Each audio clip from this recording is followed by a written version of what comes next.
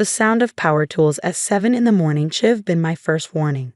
But when you're 63, paralyzed from the waist down, and dependent on others for basic needs, you learn to ignore a lot of things just to keep the peace. I wheeled myself to the front window of what used to be my house, now my son's house, as my daughter-in-law Brittany reminded me gaily, and watched in growing horror as two men in work uniforms began dismantling my wheelchair ramp. "You don't need it anymore," Brittany called out to them, gesturing with her manicured nails as she supervised the destruction of my only means of independent access to the outside world. "Just get it down quickly. The new buyers are picking it up at noon." New buyers, she'd sold my ramp. I fumbled for my phone, my hands shaking as I tried to call my son Derek. Straight to voicemail. He was on another business trip, his third this month, leaving me alone with Brittany, who'd made it increasingly clear that my presence in what had been my home for 35 years was an inconvenience she could barely tolerate. "Brittany," I called through the window, rapping on the glass. She looked up, saw me, and actually smiled. Not a kind smile. The smile of someone who knew exactly what they were doing. She walked closer to the window, not bothering to come inside. "Oh, good you're awake, Dorothy. I've scheduled Sunny Acres to pick you up tomorrow. It's a lovely facility. Very accommodating for people in your condition." "My condition," I said through the glass, my voice muffled but my anger clear. "You mean paralyzed? From the car accident that killed my husband? That condition?" She shrugged. "Derek agrees it's time. You'll be happier there." "Derek doesn't even know you're doing this." "He will when he gets back. By then, you'll already be settled. He'll see it's for the best." I watched, trapped in my own home, as the workers efficiently removed each section of the ramp that had been my lifeline for the past 5 years. The ramp my husband Harold had insisted on installing to the highest specifications, knowing that one day we'd need it. He'd been right, though he never lived to see me use it. The ramp was expensive, commercial grade, with perfect slopes, dual handrails, and a non-slip surface that worked even in winter. Brittany had complained about it being an eyesore since she'd married Derek 2 years ago, but I never thought she'd actually remove it. "Ma'am?" One of the workers had approached the window, looking uncomfortable. "Are you sure about this? This is a pretty serious accessibility ramp. Looks like someone needs it." "She's going to a nursing home tomorrow," Brittany said loudly, ensuring I could hear. "Ramps included. Just keep working." I wheeled myself to the front door, unlocking it and pushing it open. "Stop. This is my house. You can't remove that ramp." The workers hesitated, looking between Brittany and me.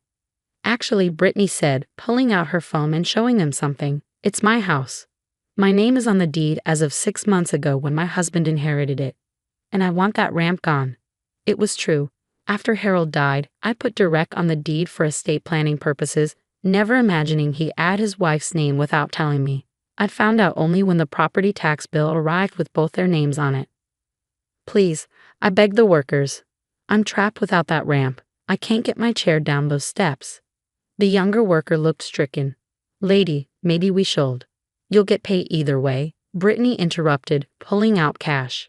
"Here's an extra $200 each to get it done quickly. I have somewhere to be."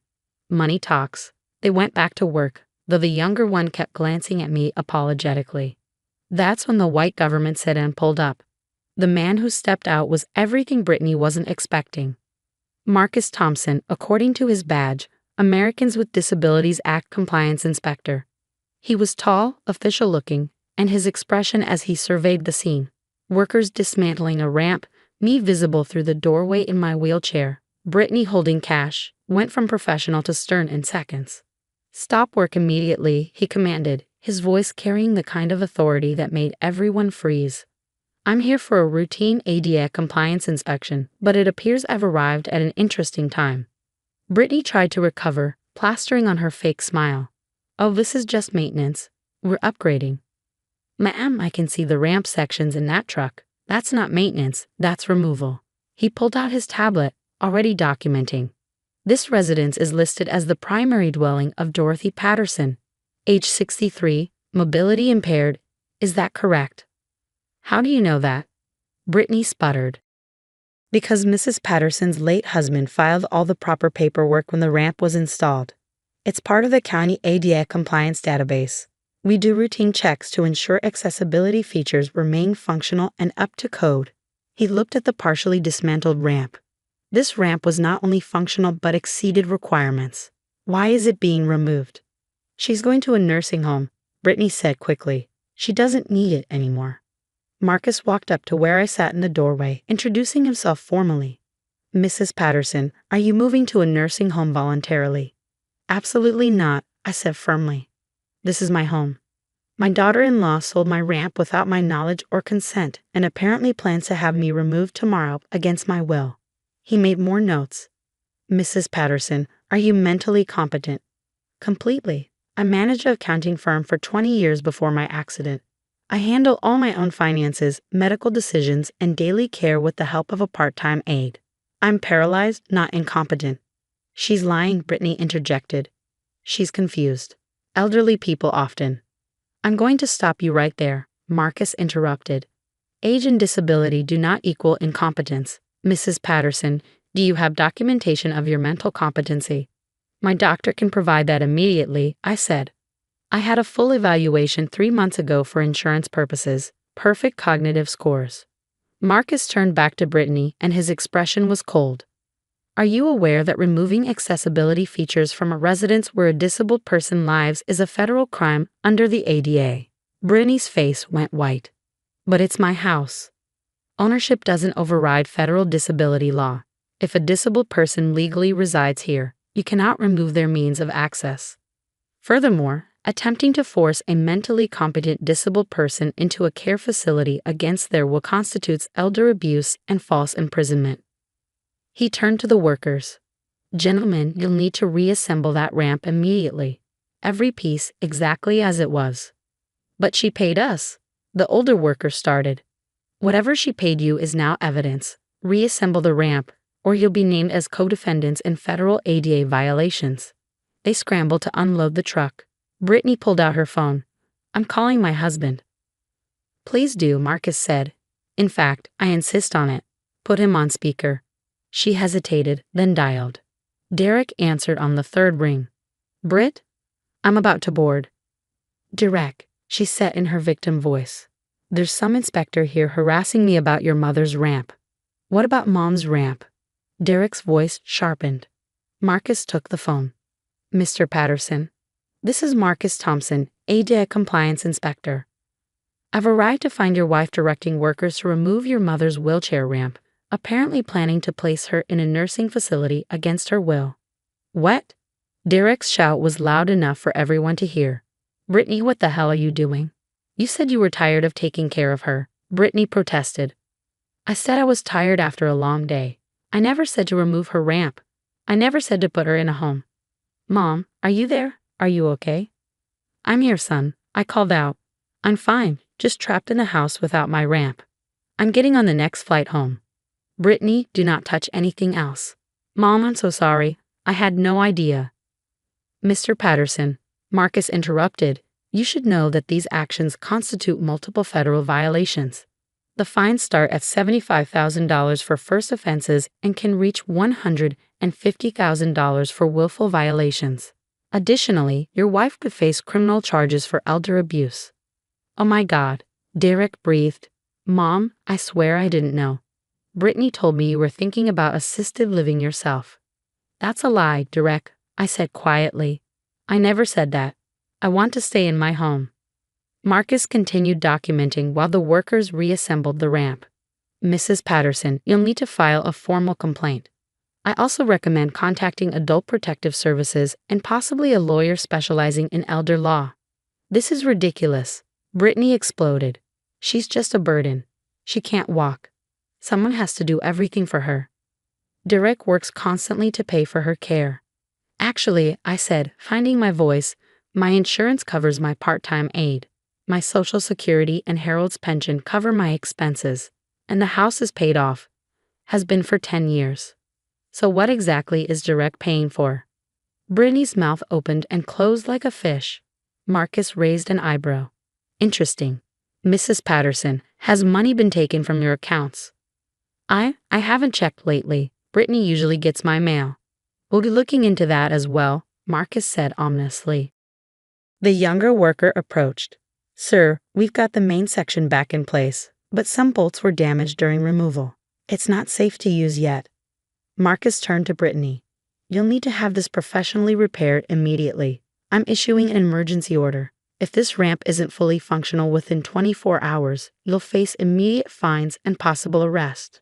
Arrest? She shrieked. Unlawful imprisonment of a disabled person, ma'am. Mrs. Patterson is currently trapped in her home. That's a felony. Derek's voice came through the phone again.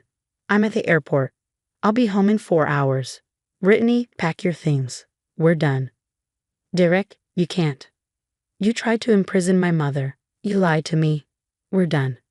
Brittany grabbed her purse and fled to her car, but Marcus called after her. Mom, you can't leave. You're responsible for ensuring this ramp is repaired today. Make Derek do it. She screamed and peeled out of the driveway. Marcus sighed and made more notes. Mrs. Patterson, I'm calling emergency services to ensure you have safe access immediately. They'll install a temporary ramp within the hour. I'm also contacting APS and the police regarding your daughter-in-law's actions. As we waited, Mrs. Henderson from next door came over. Dorothy, I saw everything. I've been recording on my phone since they started this morning. I knew something wasn't right. More neighbors appeared, all expressing outrage and support. Mr. Kim from across the street was a contractor and immediately offered to repair the ramp properly. No charge, Dorothy. You helped my mother with her taxes for years when she couldn't afford an accountant. Within an hour, the temporary ramp was installed. Within 2 hours, Mr. Kim had a crew fixing the permanent one. Adult Protective Services arrived and took my statement. The police took Brittany's license plate information. Derek arrived as they were finishing the repairs, looking haggard and furious. He hugged me tightly from his knees, crying, Mom, I'm so sorry. I had no idea she was capable of this. When she said you were considering assisted living, I thought it was your choice. I should have talked to you directly. She's been intercepting my mail, I told him gently, controlling the narrative. It's not your fault, son. Marcus returned with final documentation. Mr. Patterson, your wife is facing fines of $150,000 for willful ADA violations, plus criminal charges for attempted elder abuse and false imprisonment. Your mother will need to file a restraining order immediately. What about the house? Derek asked. Brittany's name is on the deed. That'll be handled in divorce court, Marcus said. But given the circumstances, attempted elder abuse, federal violations, I doubt you'll get much sympathy from a judge. That evening, with my ramp fully repaired and reinforced, I sat on my porch for the first time in months. Brittany had been served with papers at her hotel. She'd also been fired from her job once her employer saw the news coverage. Mrs. Henderson's video had gone viral with the title Evil Daughter-in-Law Tries to Trap Disabled Mother-in-Law. Derek sat beside me, exhausted but relieved. Mom, we're taking Brittany's name off the deed immediately. Actually, I'm putting the house entirely back in your name. It should have stayed that way. We'll do whatever makes sense legally, I said. But Derek, how did you not see who she really was? He sighed. She was different when we dated. Sweet, caring. The minute we got married and she found out about the house, the life insurance, your savings, she changed. Or maybe she just stopped pretending. The inspector said she might have been stealing from me. We'll find out everything. I've already called a forensic accountant. A week later, the investigation revealed Brittany had redirected $47,000 from my accounts over 6 months. She'd been planning to put me in the cheapest facility she could find and use my money for herself. She was arrested on multiple charges. The ADA fines alone would destroy her financially. The criminal charges meant prison time. Derek's divorce was uncontested. She had no leverage left. But the best part? The younger worker who looked so guilty? He became a whistleblower, revealing that Brittany had done this to 3 other elderly residents, buying their ramps cheap and reselling them. All 3 cases were reopened. 6 months later, I still live in my home. Derek lives here too now, in the mother-in-law suite we built years ago. We've hired a full-time aide who's wonderful. My ramp isn't just repaired. It's been featured in an ADA compliance textbook as an example of excellence in accessibility design. Brittany is serving 3 to 5 years in federal prison. The judge called her actions heinous exploitation of the vulnerable for personal gain. Derek met someone new at a disability advocacy event. A woman whose brother uses a wheelchair. She understands that my independence isn't negotiable. And Marcus Thompson. He still does his inspections, but now he also gives seminars on recognizing elder abuse. He uses my case as an example, always ending with, "A ramp isn't just metal and wood. It's freedom, dignity, and independence. Anyone who takes that away is stealing more than property. They're stealing someone's life." Every morning, I roll down my reinforced, perfectly graded ramp to get my newspaper. Each smooth roll is a reminder that I won. That dignity won. That the system, when it works, protects people like me from people like Brittany. The ramp Harold insisted on installing didn't just give me access to the world. In the end, it saved me from those who would have trapped me. And that's why I had it painted bright yellow after the repairs, so everyone can see it, bold and unapologetic, a declaration that I'm here, I'm staying, and no one will ever trap me in my own home again. The smell of lilies and stale coffee hung heavy in the air, a cloying perfume of grief and obligation. I stood in the living room of the house I grew up in, watching my mother, Linda, work the room like a politician. She was 62, but today, draped in black, she looked older, sharper. My father, Alvin, had been gone for 3 days, and already the house felt like a museum of his absence. "Elizabeth, dear, you remember your Aunt Carol, don't you?" Linda's voice was flat, devoid of warmth. Before I could even open my mouth, she turned to Aunt Carol. "Elizabeth's just visiting from out of town for the funeral. She's been living quite far away, you know." I was 38 years old. I'd moved back to the city, a mere 2 hours' drive, 6 years ago, specifically to be closer after Dad's first heart scare. But to Mom, I was always from out of town, a guest in my own childhood. My name is Elizabeth, and I was about to find out just how much of a guest I truly was. Before we move on, tell me where you're watching from. I love mapping my viewers. Later that afternoon, the house was finally quiet, most of the distant relatives having left. I was in the kitchen, pouring myself a glass of water, when I heard hushed voices from the dining room. Mom, Reggie, and Adam, my brothers. Reggie, 35, the golden boy, always had Mom's ear. Adam, 33, quieter, but just as much a beneficiary of Mom's blind favoritism. "So the boys will manage the property now," Mom was saying, her voice low but clear. "Reggie, you're good with the finances, and Adam, you're local. It just makes sense." Reggie grunted in agreement. "Yeah, it's a big place. Good thing Dad kept it up. We'll need to figure out who's handling the taxes, insurance." My hand froze on the water tap. Manage the property? The boys? A cold dread seeped into my bones, a familiar ache of being overlooked, but this time it was laced with a sharp, disorienting disbelief. This house. Our house. The one I'd poured my own money into, 15 years ago. I was 23 then, fresh out of college, working my first real job. Mom had called, frantic. The old farmhouse needed a new roof, new plumbing, a complete overhaul. "We just need a little help with the loan, Lizzie," she'd pleaded, her voice thick with manufactured desperation. "The bank needs another signature, someone with a steady income. If you love your family, just do it. It's a formality." I'd signed. Ignorant, naive, and desperate for her approval, I'd signed. I remember sitting at the kitchen table, the same table they were now talking around, a stack of papers in front of me. I hadn't read them closely. Mom had hovered, rushing me, telling me it was just a cosigner agreement for a refinance, nothing to worry about. I'd wanted to help. I'd wanted to be seen as valuable, as a contributing member of the family, because that's what I'd always craved. Growing up, I was the eldest, but never the favorite.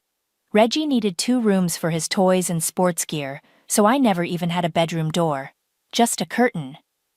"You'll be leaving us someday, Elizabeth," Mom would say, patting Reggie's head. "You'll belong to someone else. The boys, they'll always be here."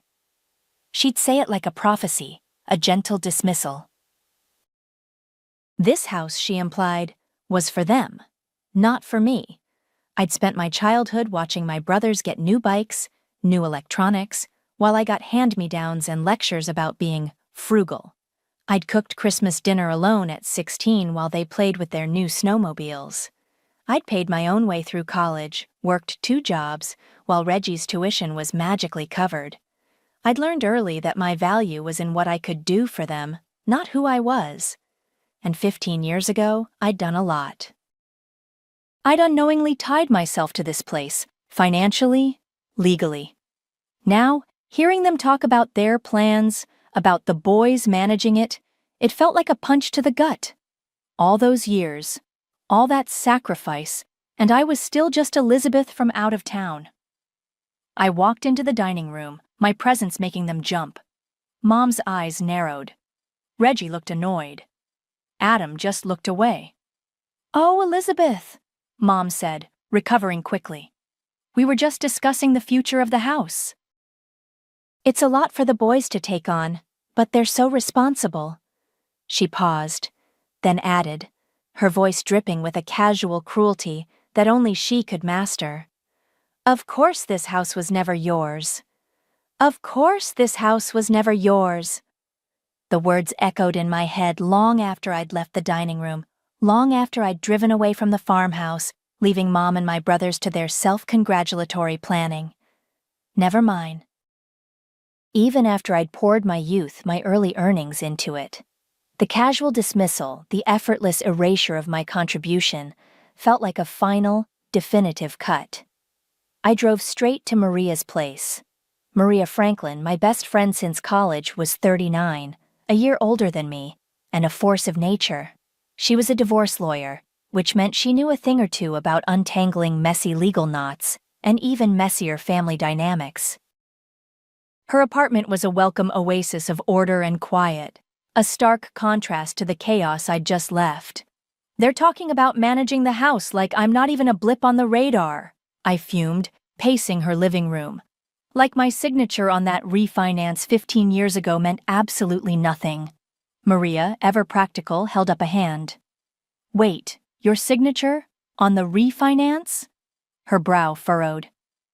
"Elizabeth, do you have any of those old papers?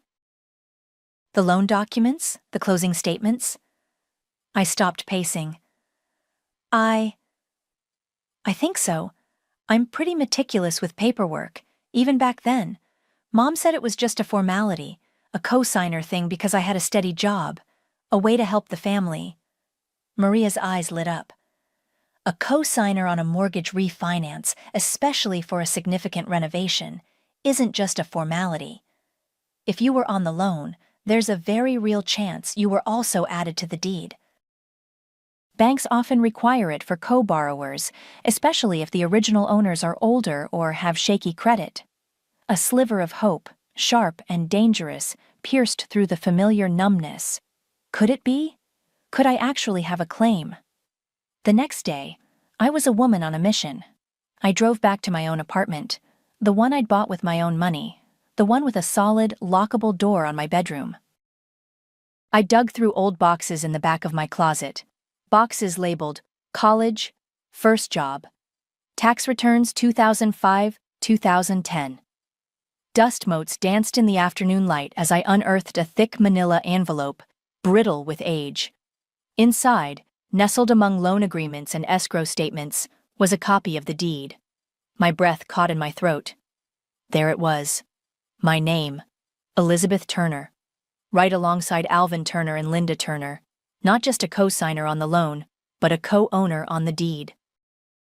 It was dated a few months after I turned 23, the same year as the big renovation. I had been a legal owner of my childhood home for 15 years, and I hadn't even known it. Mom had never mentioned it, not once. Just as the shock began to settle, my phone buzzed. It was Reggie. "Hey, Lizzie, Mom said you were asking about the house. Just so you know, we're handling everything. When you get a chance, can you sign over any claim you might have? Just makes things cleaner for the estate." Thanks. My blood ran cold. He didn't know. Mom hadn't told him, or maybe she had, and they just assumed I'd be the dutiful, invisible sister and sign away my rights without question. The audacity, the sheer entitlement, made my hands tremble. I called Maria. "I found it," I whispered, my voice thick with a mix of fury and disbelief. "My name is on the deed." There was a beat of silence on the other end. Then, Maria's voice, firm and clear. "Elizabeth, this changes everything. You don't just have a claim. You have ownership. You could force a sale. Force a sale."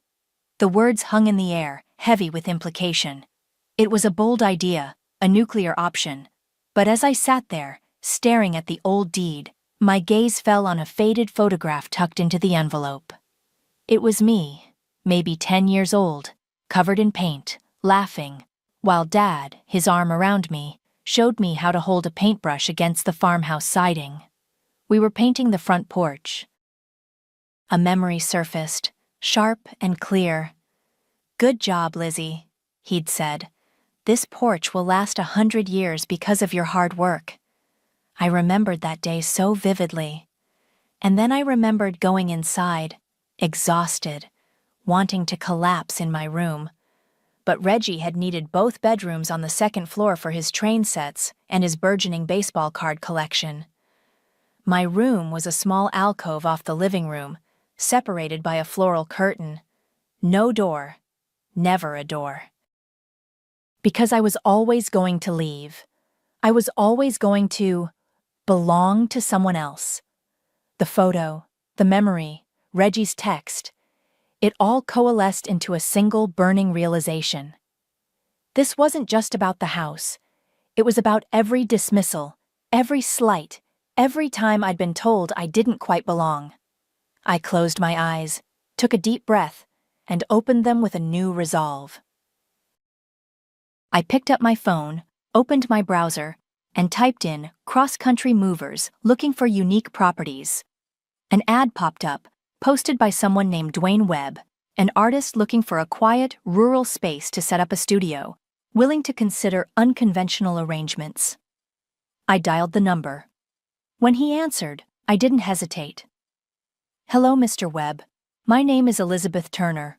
Do you want a farmhouse for $1?" The call with Dwayne Webb was surprisingly straightforward.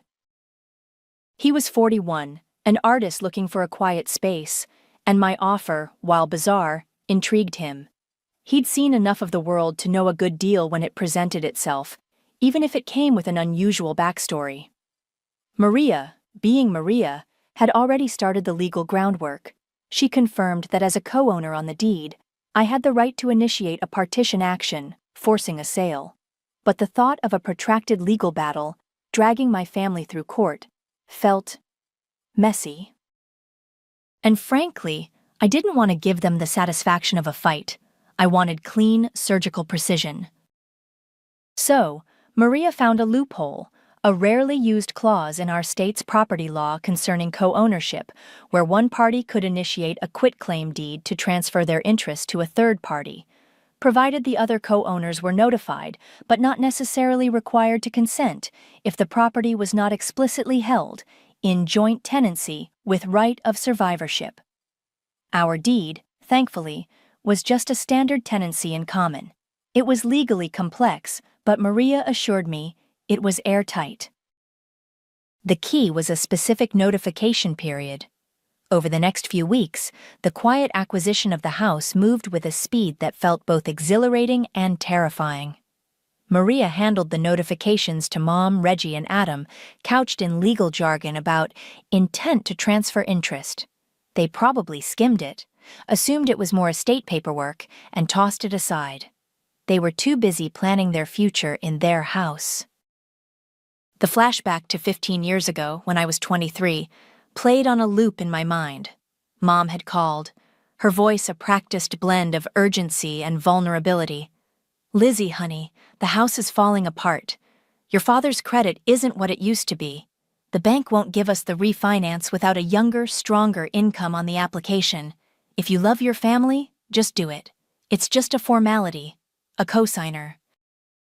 You don't even have to pay anything back, it's just so we can get the loan. The guilt trip had been masterful. I'd wanted so badly to be the helpful daughter, the one she finally saw as indispensable. So I signed. I didn't read the fine print, didn't understand that co-signer on a mortgage often meant co-owner on the deed. I just wanted her to be proud. Now, at 38, the pride had curdled into a bitter resentment. The day the transfer was finalized, a Friday, felt surreal. Maria called me. "It's done, Elizabeth. Dwayne Webb is officially a co-owner. He can now legally occupy the property." I drove to the farmhouse that afternoon, not to confront them, but to retrieve. I had called Mom earlier, feigning a desire to collect some of Dad's old tools for a project. She'd grumbled but agreed. The truth was, I wasn't there for Dad's tools. I was there for the few things that were truly mine. I walked through the house, a stranger in a familiar shell. The scent of Dad's pipe tobacco was gone, replaced by Mom's potpourri. I went to the attic, where a small dusty trunk sat in a corner. Inside were my old sketchbooks, a collection of smooth river stones I'd gathered as a child, the worn copy of Anne of Green Gables. Dad had read to me, and a small hand-stitched quilt my grandmother had made for me before she passed when I was 8. These were the only things I ever truly called mine in that house, the only items that hadn't been shared, borrowed, or eventually claimed by my brothers. I packed them carefully into a box, a small, tangible piece of my past that I was taking with me. As I carried the box to my car, I saw Reggie's truck pull up. He got out, looking annoyed. "What are you doing, Lizzie? I thought you were just getting Dad's tools." I paused, the box clutched to my chest. "I got what I came for." My voice was steady, betraying none of the tremor in my hands. He scoffed. "Right. Well, we're planning a big family Christmas here this year. Mom wants everyone together, so don't make any plans." I looked at him, at the house behind him, at the life they were so confidently planning within its walls. A life that had no room for me except as an afterthought. I got into my car. As I drove away, I pulled out my phone. I composed a single group text, sending it to Reggie, Adam, and Linda. "Don't come home for Christmas. It's not ours anymore." My phone buzzed almost immediately, a flurry of angry emojis and question marks. I muted the conversation. An hour later, a photo came through. It was from Dwayne, a picture of the farmhouse gate, now locked with a heavy chain, and hanging from the front door, a simple, elegant wreath. From its center, a small wooden sign dangled, etched with 2 words, "Peace at last." The 2 months between my text and Christmas Eve felt like a lifetime. The initial flurry of angry calls and texts from my family had slowly tapered off, replaced by a tense silence. I knew they were stewing, probably consulting lawyers, but Maria had assured me that my actions were legally sound. Dwayne, meanwhile, had quietly moved in, sending me occasional updates about the house. He was already transforming the old barn into a studio. Christmas Eve arrived, cold and clear. I was at my apartment, enjoying the quiet, the absence of the usual holiday pressure cooker. My phone, however, was anything but quiet. The first call came from Reggie, his voice a furious roar. "What the hell, Elizabeth? We're here! The gate's locked! There's some stranger in the house!" I let him rage, listening to the static of his fury. "Reggie, I told you." "It's not ours anymore. You can't just do this," he yelled. "It's Christmas. Mom is crying. Willow is asking why we can't go inside. I sent you a text, Reggie, 2 months ago." My voice was calm, almost detached. "I gave you fair warning." He hung up, probably to call a lawyer. Moments later, Adam called, his tone less aggressive, more bewildered. "Elizabeth, seriously? What is going on?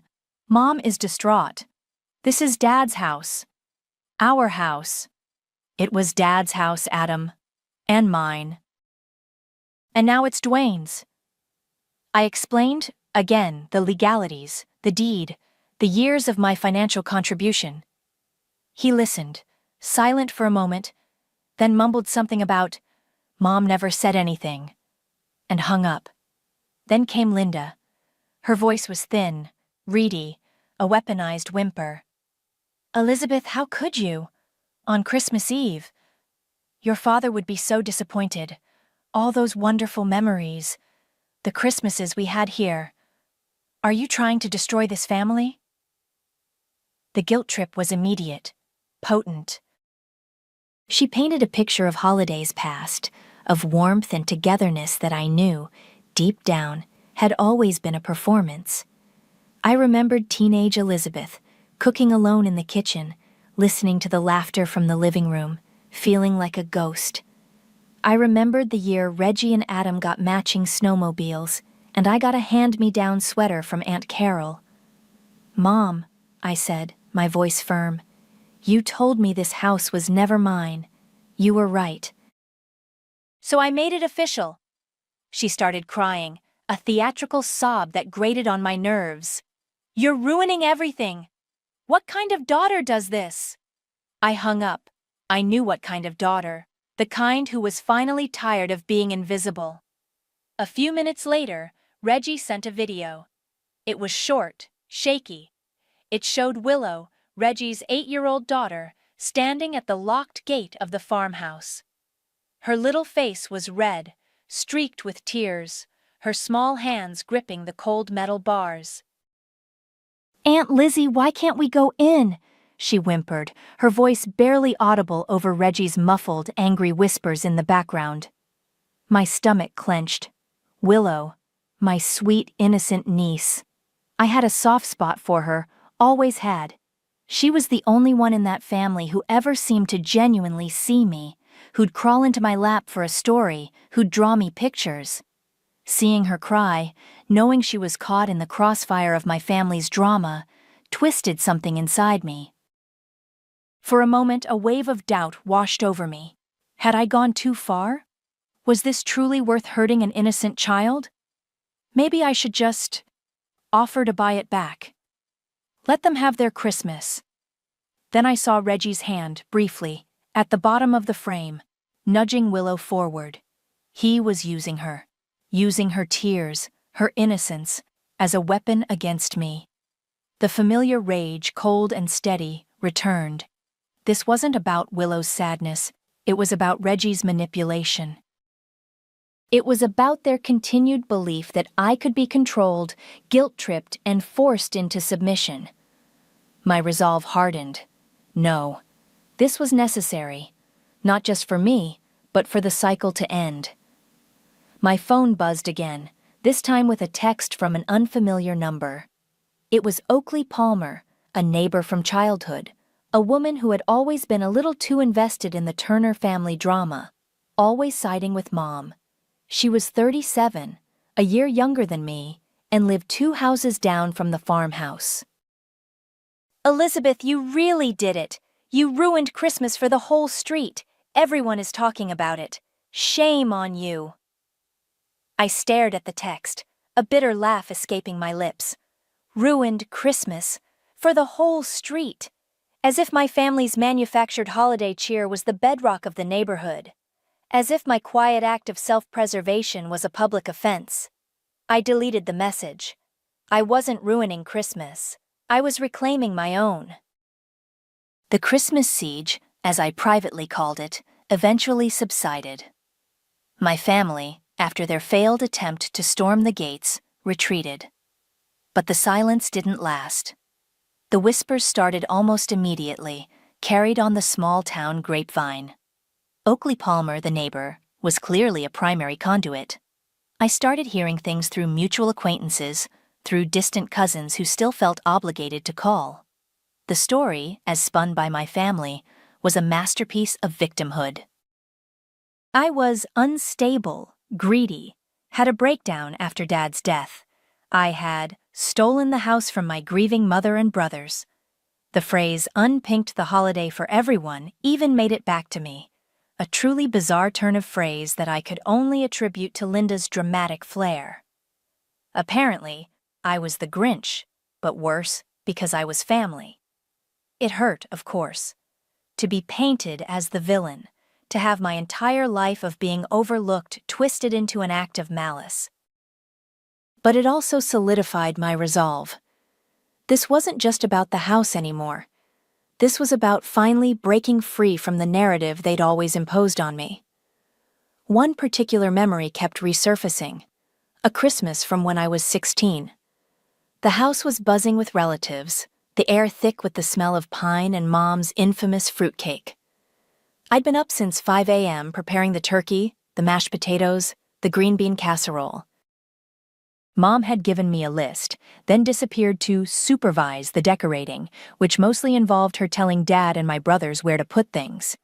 Reggie and Adam, then 13 and 11, were tearing through their presents, shrieking with delight over new video game consoles and remote control cars. I remember standing in the kitchen, stirring gravy, listening to their laughter, feeling an ache in my chest. My gift that year? A cookbook. "So you can keep helping out, Lizzie," Mom had chirped. I'd cried into the gravy, silent tears, careful not to let anyone see. I finished cooking, served everyone, and then retreated to my curtained alcove, pretending to read. That was my Christmas. A few days after the Christmas Eve incident, Dwayne called. He was settling in, and his voice was calm, reassuring. "They've been by a few times," he said, referring to my family. "Just driving past, looking. I think they're trying to figure out what to do." "Let them," I replied, a new strength in my voice. He paused. "You know, Elizabeth, what you did? It's not just revenge. Sometimes it's not revenge at all. Sometimes it's reckoning." His words resonated. Reckoning. A settling of accounts. It wasn't about making them suffer, not really. It was about making them see. And more importantly, about me finally seeing myself, not through their eyes, but through my own. I'd had a personal blog for years, a quiet space where I wrote about art, travel, and occasionally the frustrations of life. It was mostly for myself, a few close friends. But that night, after talking to Dwayne, I sat down and wrote. I wrote for hours, the words pouring out of me, raw and unfiltered.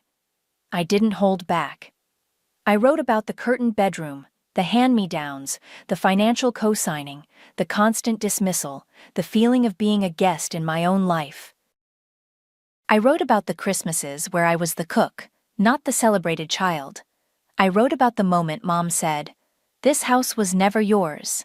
I titled the post, "The Year I Was Disinvited from My Own Family." I hit publish. It felt like shouting into the void, but a necessary shout. I didn't expect anyone beyond my usual handful of readers to see it. The next morning, my phone was buzzing incessantly, not with family calls, but with notifications. My blog post had gone viral. It had been shared on Reddit, picked up by a few smaller news sites, then larger ones. Comments flooded in, thousands of them. Strangers from all over the world, sharing their own stories of inherited injustice, of being the family scapegoat, of gender favoritism, of being overlooked and dismissed. OMG, this is my life. My brother got the trust fund. I got told to be grateful for my college tuition. My sister got the family business. I got told I was too emotional to handle it. The way your mom used the house against you, I felt that in my soul. I spent hours reading, tears blurring my vision, not tears of sadness, but of recognition. I wasn't alone. My story, my private pain, was a universal one, and for the first time, it was being heard. The viral blog post ignited a firestorm I hadn't anticipated. Local media picked up the story, first the online community forums, then the smaller newspapers. My name, Elizabeth Turner, was suddenly everywhere, associated with family drama and inheritance dispute. It felt surreal, like watching a movie of my own life unfold. The calm before the storm lasted about a week. Then the inevitable happened. I was at my office, a small, quiet architectural firm where I worked as a project manager.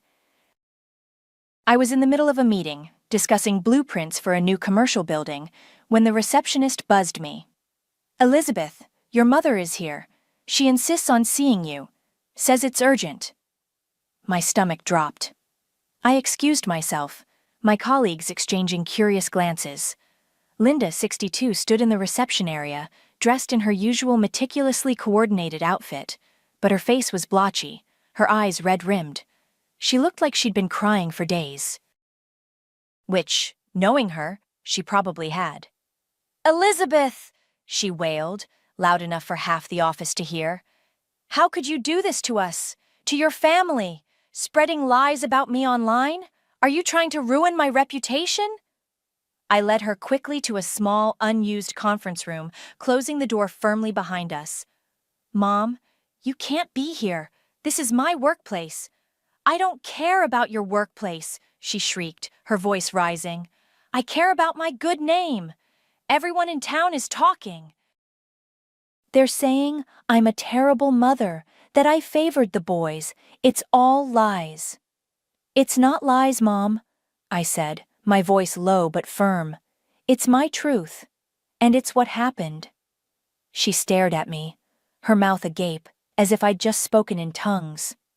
She had never, not once, acknowledged my perspective.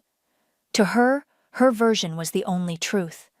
"You're delusional. Your father would be ashamed of you. He loved this family and you're tearing it apart." "He loved this family, Mom," I countered, "but he never saw me. Just like you."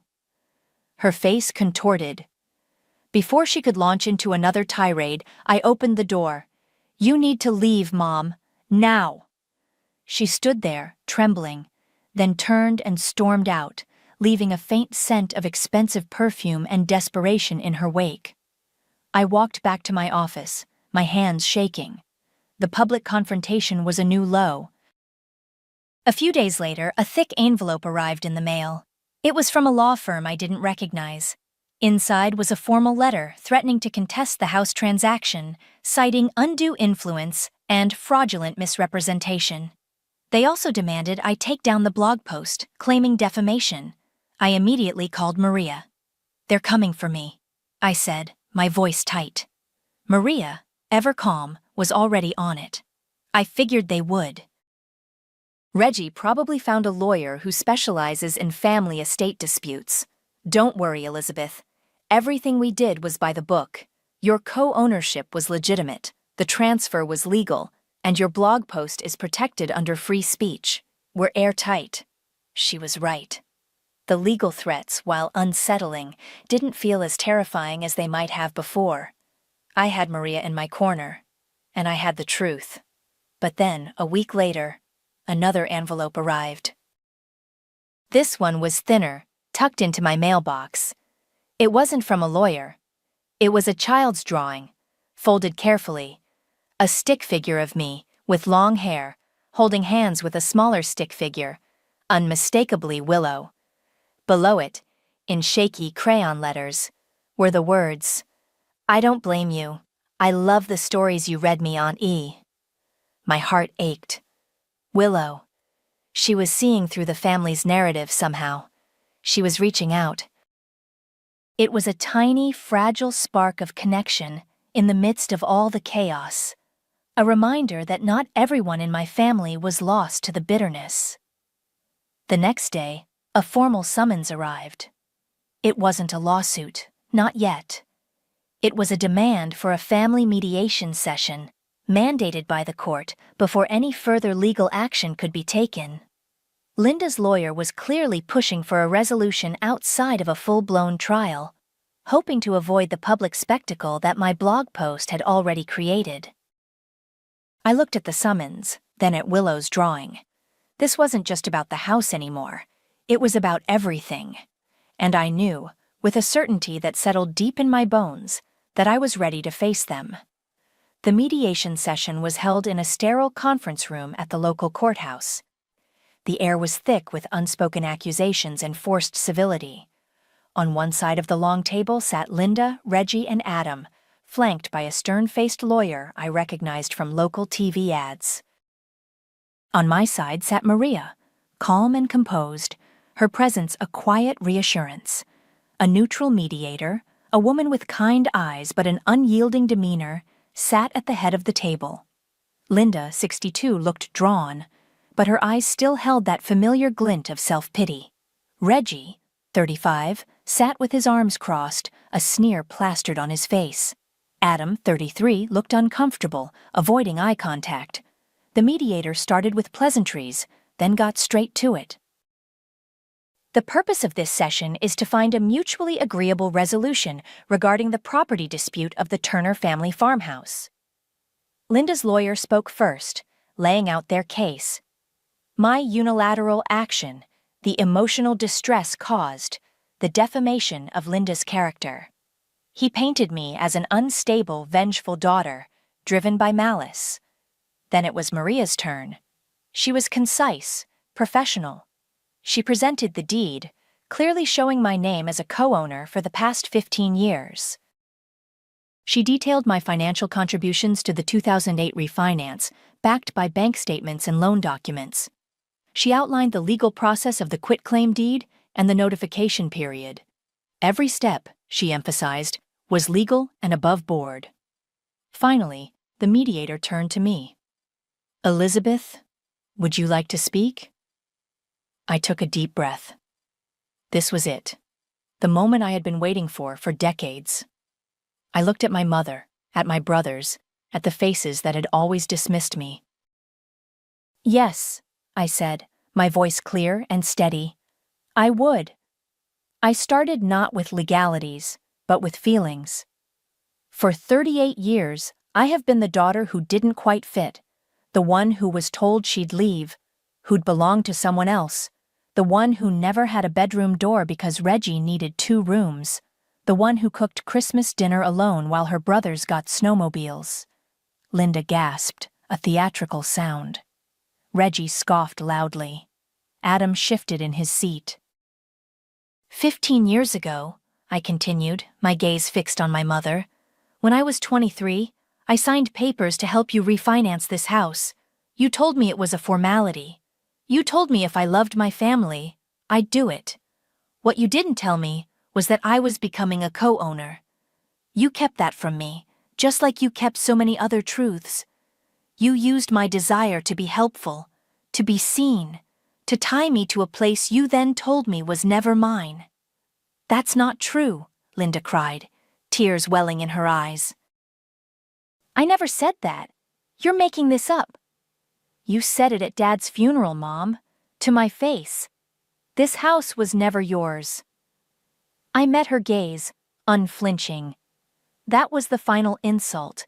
After years of financial abuse, of emotional manipulation, of being the family scapegoat, you expected me to just sign away my legal rights, just like you expected me to always put your needs and my brother's needs before my own. Reggie interjected, "This is ridiculous. She's just bitter." This is about Dad's legacy. Dad's legacy? I turned to him. Dad's legacy was a house that he loved, a house he wanted to be a home for all of us, not just for the boys. Maria then calmly presented a piece of evidence. We have one more item, mediator. During the discovery process, we found something unexpected. She pulled out a printed photo. It was a picture of a handwritten letter, tucked into a dusty old drawer. The photo had been uploaded to a cloud storage account, likely by Dad, for safekeeping. This is a letter from Alvin Turner, dated 5 years ago, Maria explained. He wrote it to Elizabeth, stating his clear wish for her to inherit the house, recognizing her contributions and her love for the property. He even mentions how he knew Linda would likely try to push for the boys to get it, and that he wanted to ensure Elizabeth was protected. Linda's face went ashen. She had clearly thrown away the physical letter, assuming it was gone forever, forgetting Dad's meticulous digital backups. The mediator examined the photo, then looked at Linda, a flicker of something unreadable in her eyes. The mediator cleared her throat. Given the clear documentation of Elizabeth Turner's co-ownership, her financial contributions, and this newly presented letter from the deceased, it is evident that Ms. Turner's actions were within her legal rights. There is no basis for a claim of undue influence or fraud. This mediation is concluded. The air crackled with shock. Linda's lawyer looked stunned. Reggie was red-faced, speechless. As I gathered my things, feeling a lightness I hadn't known in years, Linda leaned across the table, her voice a venomous whisper, barely audible. "You'll die alone, Elizabeth." I paused, looked her in the eye, and for the first time, truly saw her. A woman consumed by her own bitterness, her own narrative of victimhood. "Maybe," I said, my voice soft, "but I'll die free." The mediation was 6 months ago. The legal threats had ceased, the local media had moved on to other dramas, and the constant hum of family resentment had finally faded into a distant echo. It was Christmas Eve again, exactly a year since the siege at the farmhouse. I sat on the porch of a small rented cabin nestled deep in the woods, about an hour's drive from my apartment. Snow fell in soft, silent flakes, blanketing the pines and the quiet landscape in a pristine white. There was no forced cheer, no underlying tension, just the gentle whisper of the wind through the trees. My phone was off. My laptop was closed. For the first time in what felt like forever, I felt truly, utterly at peace. I thought about that Christmas Eve a year ago, the frantic calls, Reggie's manipulative video of Willow. I thought about the years of feeling like a ghost in my own home, the girl with the curtain for a door, always on the periphery. I thought about Mom's final venomous whisper. "You'll die alone." Maybe. But the silence here, the solitude, didn't feel like loneliness. It felt like freedom.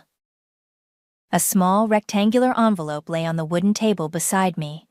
It had arrived in my mail a few days ago, postmarked from a town near the farmhouse. No return address.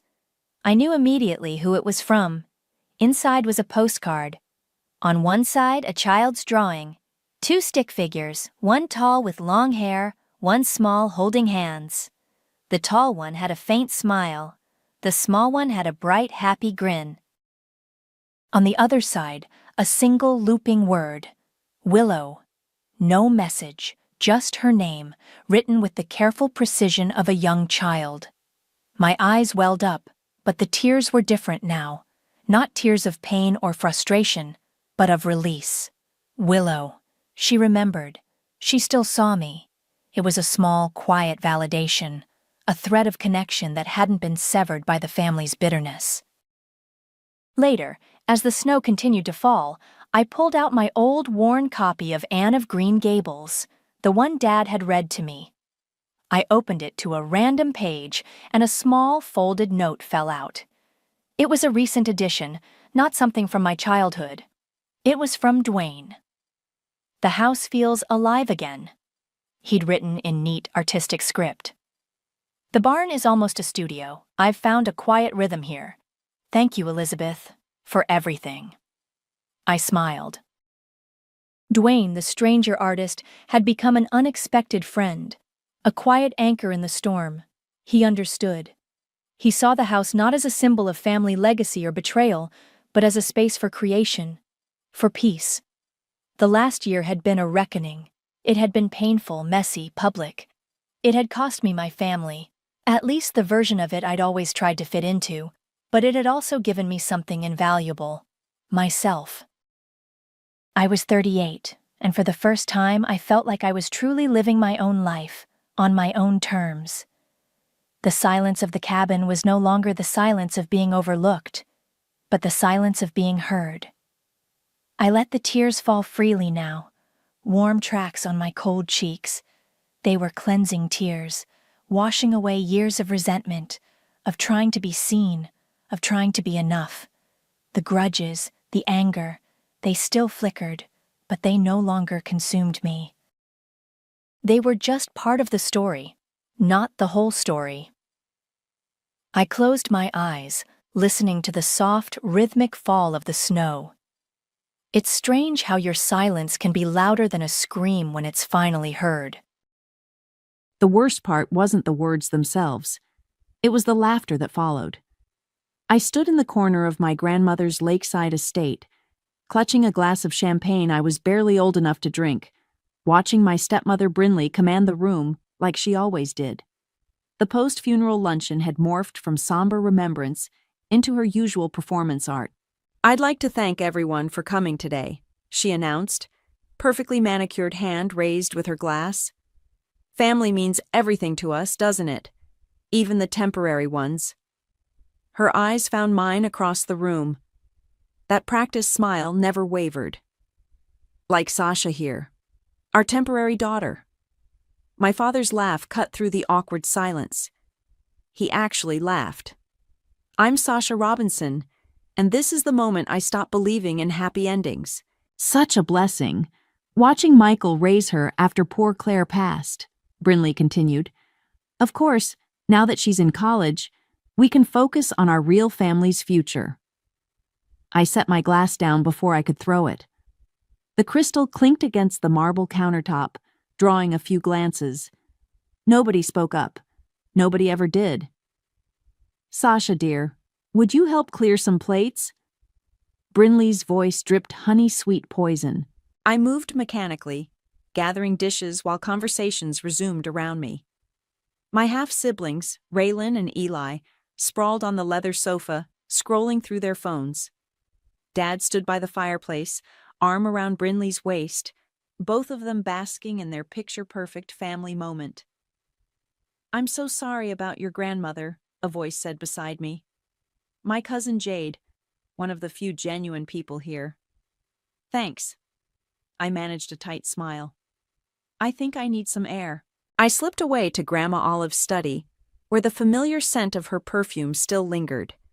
This room held more love than the entire house combined.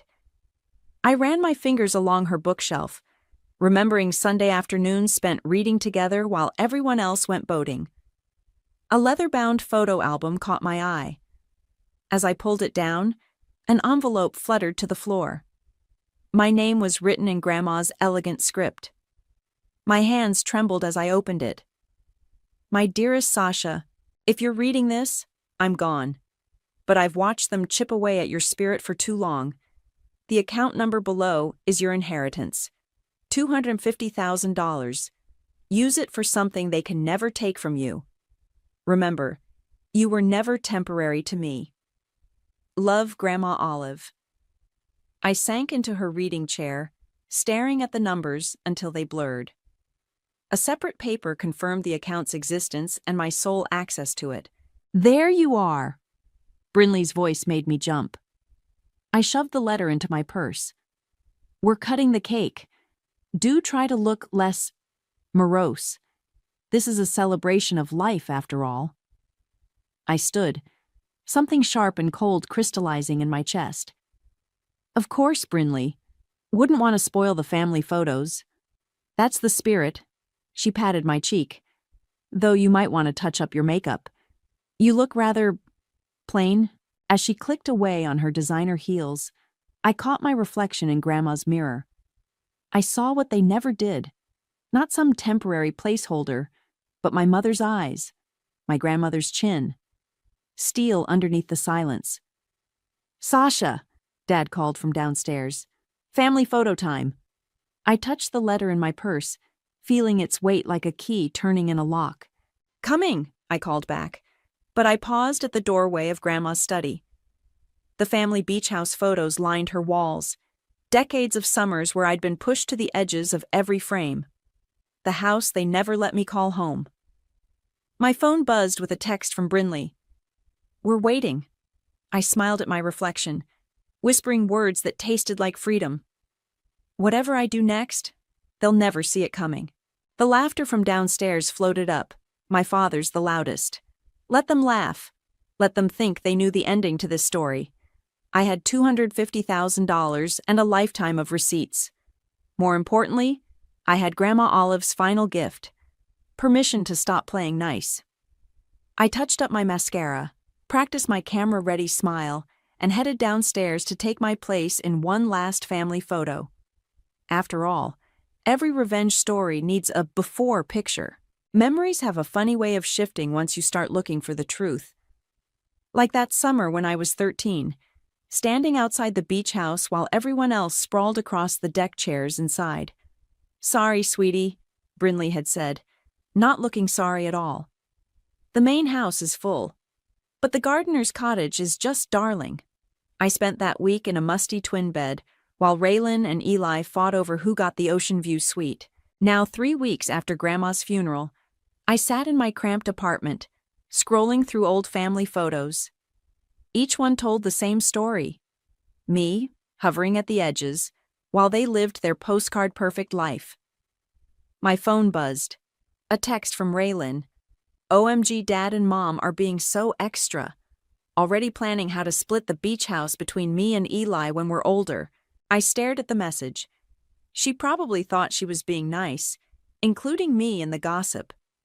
That's when I noticed something odd in one of the photos. A document on the coffee table. Property papers. "Hey, Rem," I called my cousin Remington. "Quick question about the beach house. Who actually owns it?" "Uncle Reggie," he said. "Why?" I sat up straighter. "Brinley's uncle? Not Dad?" "Yeah. Some complicated thing with the original deed. Nobody talks about it." 2 hours of digging later, I found Uncle Reggie's number. My hands shook as I dialed. "Hello?" His voice was gruff, cautious.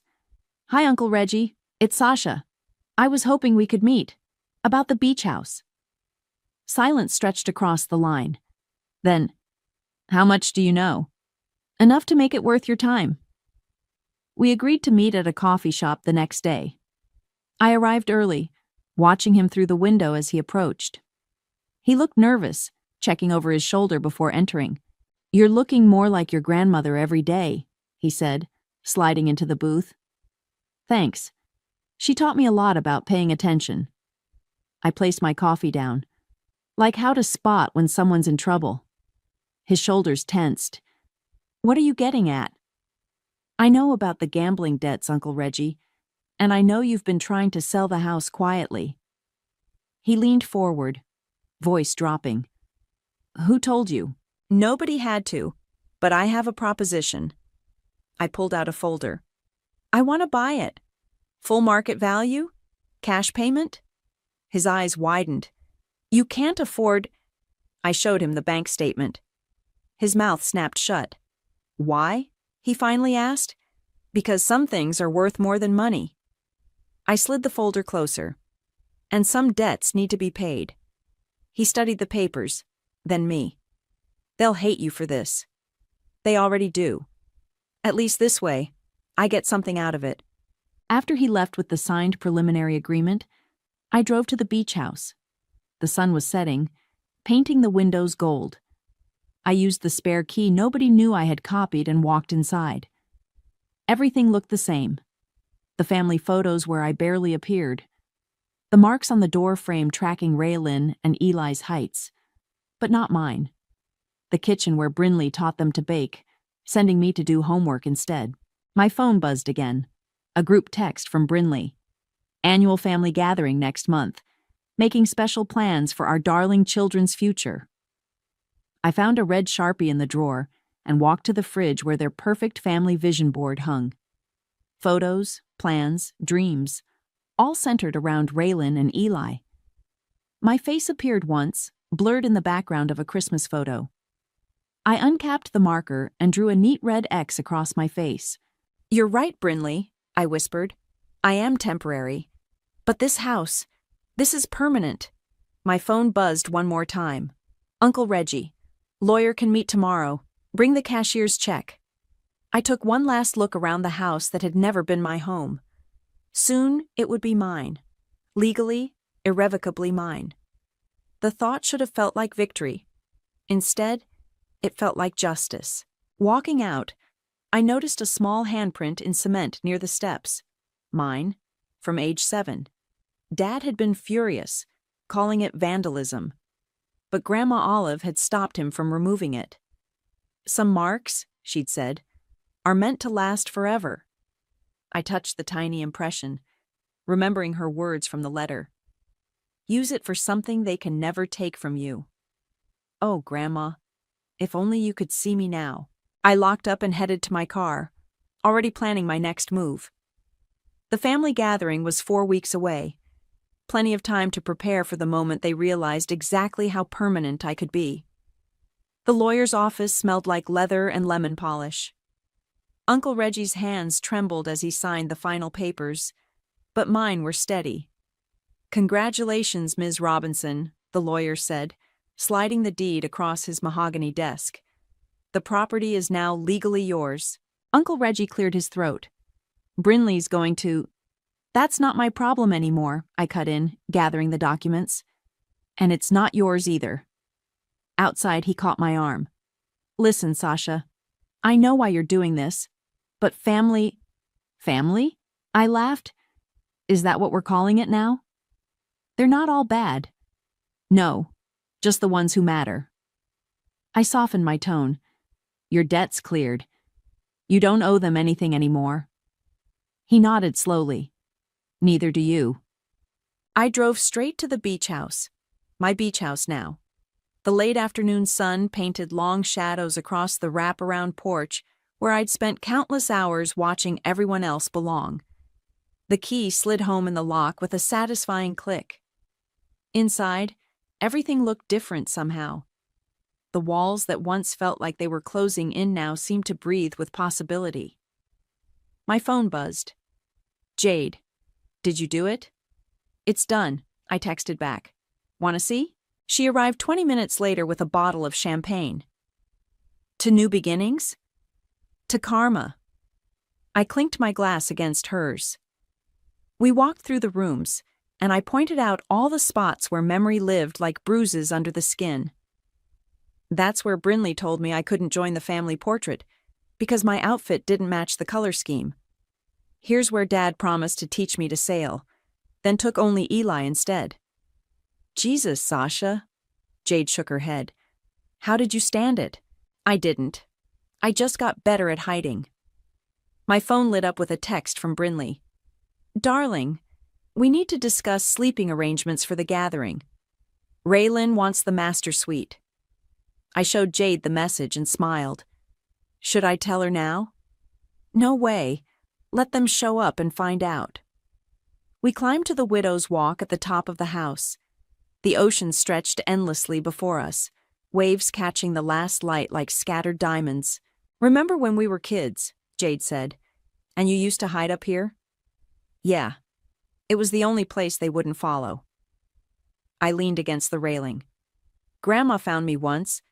Instead of making me come down, she brought up hot chocolate and told me stories about her mother. She always saw you differently than they did. She saw me clearly. That's what scared them." Back downstairs, I found the family photos lining the hallway. Me at 13, hovering at the edge of the frame. Me at 16, half hidden behind Raylan. Me at graduation, barely visible behind my father's shoulder. "Watch this," I said to Jade, taking down each photo. In their place, I hung pictures Grandma had given me, ones of just us together, smiling real smiles. Me learning to bake in her kitchen. Us reading on her porch swing. Simple moments that felt like home. "Perfect," Jade whispered. My phone buzzed again. "Dad this time." "Honey, your sister's asking about redecorating her room at the beach house. Maybe you could help?" "Stepsister," I corrected out loud, then typed, "Sure, Dad. I have some ideas." Jade raised an eyebrow. "You're evil." "I'm efficient." I walked to the kitchen and pulled out the vision board, still marked with my red X. They wanted me temporary? Fine. But this house is permanent.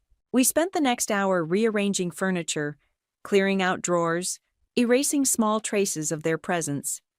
In the master bedroom, my bedroom now, I replaced Brinley's designer bedding with simple white linens.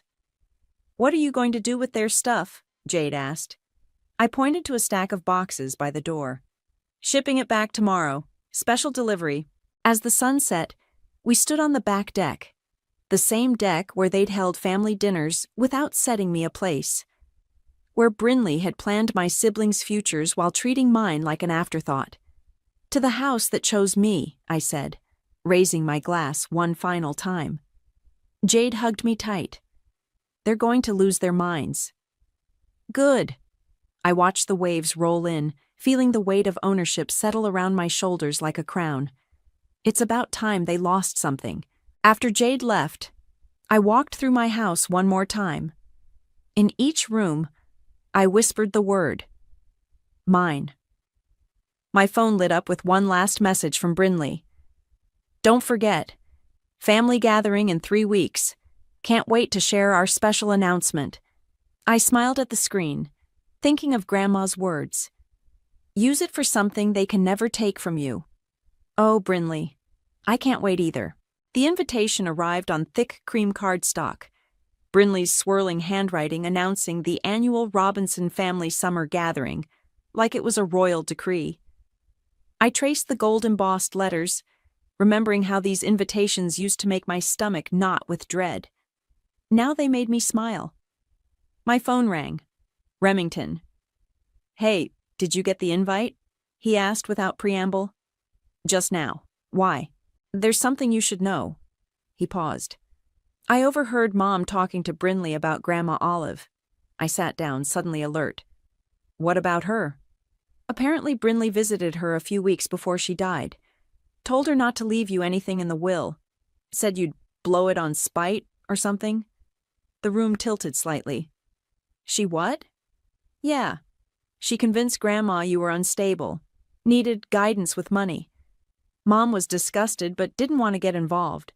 I thought of Grandma's secret letter, her hidden account. She hadn't just left me money. She'd protected it from them.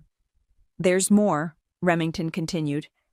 They're planning some big announcement at the gathering. Something about making the beach house a true family legacy.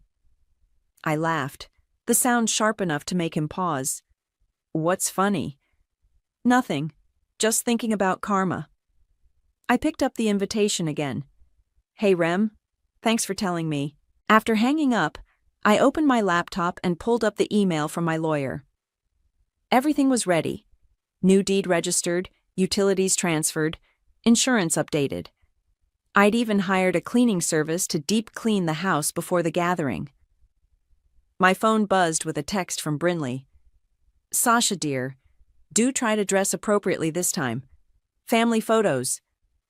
I typed back, don't worry, I've got something special planned. The next few days passed in a blur of preparation. I ordered catering, arranged for new locks to be installed, and carefully selected my outfit, a white sundress that matched the one my mother wore in her last beach house photo. 3 days before the gathering, I drove down early to set everything up. The house gleamed in the summer sun, fresh paint making it look better than it had in years. Inside, I found Jade waiting. The boxes arrived, she said, gesturing to the stack of returned items I'd shipped to Brinley. She's been calling everyone, trying to figure out what's happening. Let her wonder. I started unpacking groceries. Did you get the photos?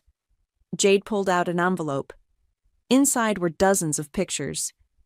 Every moment they'd excluded me, every time they'd pushed me aside, all documented over years. Found these in Grandma's albums, she said. She kept everything. Of course she did. I arranged them on the dining room table like a timeline of rejection. She knew this day would come. My phone rang. Dad. Honey, Brinley's upset about some boxes? His voice held that familiar note of disapproval. What's going on?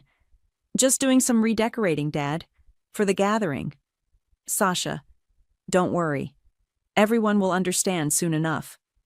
I hung up before he could respond and turned to Jade. Want to help me set up the big reveal? We spent the afternoon preparing. I hung a new sign above the door. Welcome to Olive's Haven, and arranged fresh flowers in every room. The catering order was confirmed, the bar stocked, every detail perfect. They're going to flip, Jade said, admiring our work. That's the point. Later, alone on the deck, I called Remington back. What exactly did Brinley say to Grandma? I asked. He sighed. She said you were too much like your mom. Emotional, unpredictable. Said you needed a firm hand. And Dad? Just stood there, like always. I thought about all the times I'd waited for him to defend me, to see me. Well, they're about to see exactly how much like my mother I am. My phone lit up with another text from Brinley. Darling, we need to discuss the sleeping arrangements. Raylan and Eli. I cut her off with my reply. See you at the beach house. You're gonna love what I've done with it. Then I blocked her number. The sun was setting when I finally went upstairs to the master bedroom, my bedroom now. On the dresser sat a photo of Grandma Olive and me, taken right here at the beach house. We were both laughing, neither of us looking at the camera. I picked it up, remembering that day. Watch me make you proud, Grandma. My phone buzzed one last time. A message from Raylan. Mom's having a meltdown about the boxes. What did you do? I smiled at the screen. Nothing yet. But in 3 days, I'm going to show you exactly what temporary looks like. Then I walked onto the balcony and watched the waves roll in, counting down the hours until they all arrived to find out just how permanent I could be. The first car pulled up at exactly noon. I watched from the widow's walk as Brinley stepped out, designer sunglasses hiding her eyes, Dad right behind her. They tried the front door, found it locked, and rang the bell. I took my time walking down the stairs, smoothing my white dress. The caterers had just finished setting up the appetizer spread in the dining room. Everything was perfect. I opened the door with my brightest smile. Welcome to Olive's Haven. Brinley's mouth fell open at the new sign above the door. What is this? Just a little redecorating.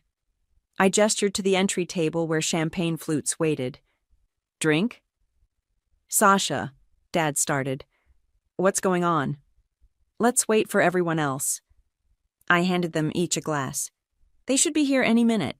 Right on cue, more cars pulled up. Raylan and Eli arrived with their friends. Aunt Kylie and Uncle Mark. Cousins. Family friends. Each face registered surprise at the locked door, the new sign, my position as greeter. Once everyone had gathered in the living room, Brinley cleared her throat. Well, this is unexpected, but we have wonderful news to share. Actually, I interrupted, I have news first. I walked to the dining room table where the deed lay waiting. Everyone, please sit. Now really isn't the time, Brinley started. It's exactly the time. I picked up the deed. You all know this house, right? The family legacy? The summer retreat that's been promised to Raylan and Eli? Dad shifted uncomfortably. Honey, funny thing about promises? I slid the deed across the table. They're not worth much without paperwork. Silence fell as Brinley snatched up the document. Her perfectly manicured fingers trembled as she read. This can't be legal. Her voice shook. Oh, but it is. I smiled. I bought it. Fair and square.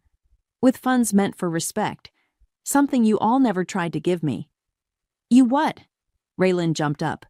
But it was always supposed to be ours. Like I was always supposed to be family? I turned to face them all. Temporary daughter, remember? Dad stood up. That's not fair. No, what's not fair is watching you laugh while your wife humiliated me at Grandma's funeral. I pulled out my phone and played the recording of Brinley's speech. The laughter, the cruelty. Aunt Kylie gasped. Several people looked away. You can't do this, Brinley hissed. We'll fight it. Go ahead. I gestured to the stack of legal documents on the sideboard. Everything's ironclad. Ask Uncle Reggie. All eyes turned to Reggie, who had been trying to blend into the wallpaper. It's legal, he mumbled. She bought it outright. You sold our house to her? Brinley's voice rose to a shriek. Actually, I cut in, He sold me my house. The one Grandma Olive wanted me to have all along. I walked to the photo wall where the new pictures hung, just Grandma and me, year after year, while everyone else excluded us from their perfect family narrative. But the gathering, Raylan started crying. Where will we? Oh, the gathering can still happen. I picked up my champagne. I'm your host, after all, and I've prepared a lovely lunch. We should eat before it gets cold. Michael, Brinley turned to my father, do something. Dad looked at me, really looked at me, maybe for the first time in years. What do you want, Sasha? What I've always wanted. I met his gaze steadily. For you to see me. This is ridiculous, Brinley snapped. We're leaving. Children, get your things. Your things have been shipped back to you, I said pleasantly. Check your front porch. She went pale. You went through our rooms? My rooms, I corrected. In my house. The silence that followed felt like breaking glass. But Eli spoke for the first time, voice small. Where will we spend summers? I'm sure you'll figure something out. I raised my glass. Like I had to, all those times you left me behind. Brinley grabbed her purse. This isn't over. Actually, it is. I walked to the front door and held it open. You can stay for lunch, or you can leave. But either way, this house belongs to me now. One by one, they filed out. Some looked angry, others shocked. A few seemed almost impressed. Dad paused at the door. I never meant... I know, I cut him off. You never meant anything. That was the problem. After they left, Jade appeared from the kitchen where she'd been watching. That, she said, was epic.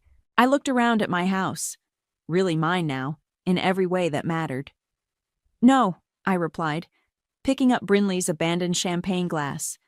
That was justice.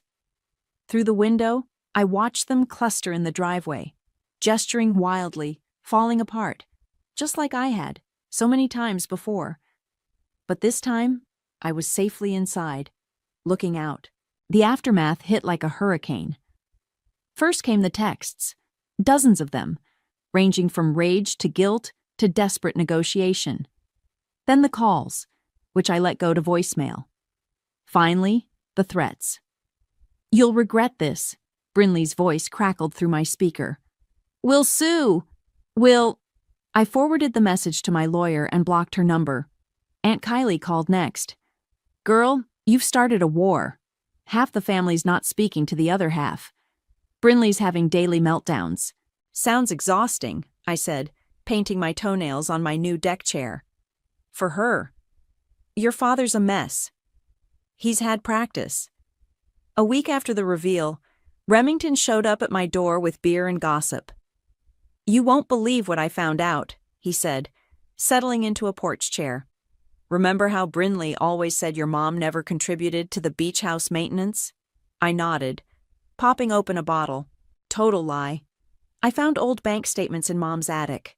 Your mom paid for the new roof, the dock repairs, everything. Brinley just took credit. The bottle froze halfway to my lips. What? Gets better. There's evidence Brinley convinced your dad to remove you from some earlier inheritances. Said you'd appreciate family more if you had to earn things yourself. I laughed, but it came out hollow. Wow.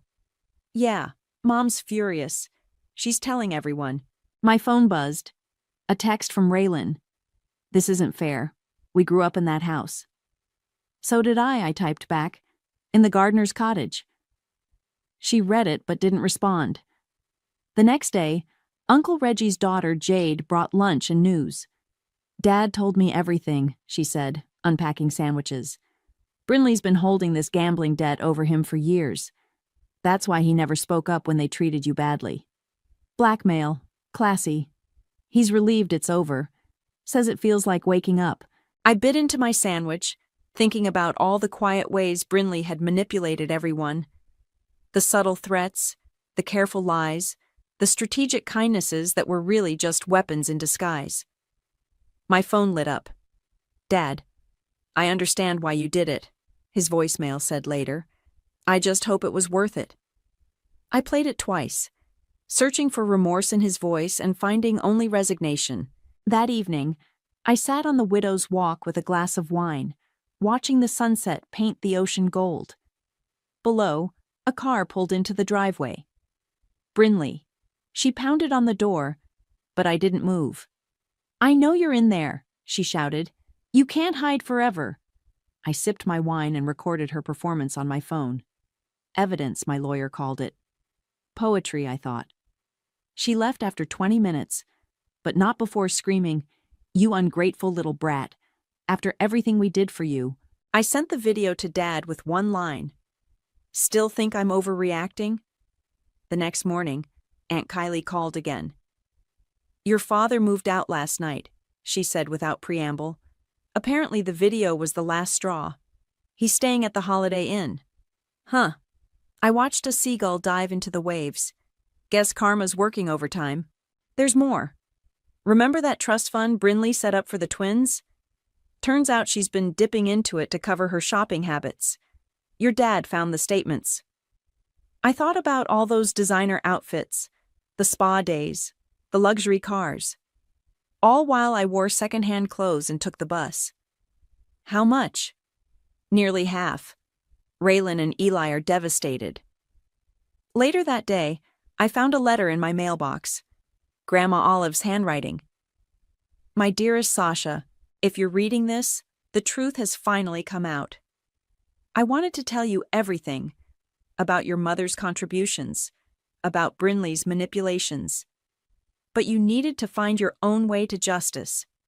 Remember, sometimes the biggest gift we can give ourselves is the courage to walk away. Love always, Grandma. I folded the letter and looked out at my house. My mother's house, really. Every repair she'd paid for, every improvement she'd made, all erased from family history by Brinley's careful lies. My phone buzzed one last time. A text from Dad. Can we talk? I thought about Grandma's words, about walking away, about justice. No, I typed back. I think we've all said enough. Then I went inside my house, the house that had always been meant for me, and started planning renovations. The gardener's cottage would make a perfect guest house for Jade and Remington. The widow's walk needed new railings. The kitchen deserved an update. After all, some things are worth investing in. Like karma, and peace, and the satisfaction of watching a house of cards finally fall. 1 month after the fallout, I hosted my first gathering at Olive's Haven. No drama, no forced family photos, just the people who had shown me real kindness over the years. Jade helped me set up the buffet on the deck, while Remington mixed drinks at the outdoor bar. The ocean breeze carried the scent of grilling seafood and fresh-cut flowers. Your grandmother would have loved this, Jade said, arranging fresh sunflowers. Grandma's favorites. She does love it, I corrected. She's here in every detail. My phone buzzed. A text from Raylan. Dad's filing for divorce. I showed Jade the message. Wow, she said. You okay? Before I could answer, Aunt Kylie arrived with news. You won't believe this, she said, accepting a mimosa from Remington. Brinley's being investigated for financial fraud. Apparently, the trust fund wasn't the only money she mismanaged. What do you mean? I asked. Remember that charity foundation she chaired? The one that was supposed to help underprivileged kids? Let's just say those kids never saw a dime. I thought about all her fancy fundraising galas, the press coverage, the way she'd positioned herself as such a philanthropist while treating her own stepdaughter like garbage. Karma really is working overtime, Remington muttered. More guests arrived. Cousins who had always been kind, family friends who had seen through Brinley's act, even Uncle Reggie, looking years younger without the weight of secrets. As we gathered for dinner, Jade clinked her glass. A toast, she announced, to Sasha, who taught us all that family isn't about blood or names. It's about who shows up when it matters. To karma, I added, raising my glass. When it steps through the front door, May it always look like me. Everyone laughed, but Uncle Reggie's face turned serious. There's something you should know, he said quietly, about your father. My stomach tightened. What about him? He's in trouble. The divorce investigation revealed some financial irregularities at his company. Brinley's spending wasn't just from the trust fund. She was using company money too. As CEO, he's liable. I set down my fork. How bad? Bad enough that he's selling his house. The one you grew up in. The one where my mother had lived. Where her garden still bloomed every spring. Good, I said, but something in my chest ached. Later, as guests mingled on the deck, Jade pulled me aside. Remember when we were kids, she said, and Grandma Olive used to tell us that story about the lighthouse keeper? I nodded. The keeper who saved ships by showing them where not to go, marking the dangerous rocks with light.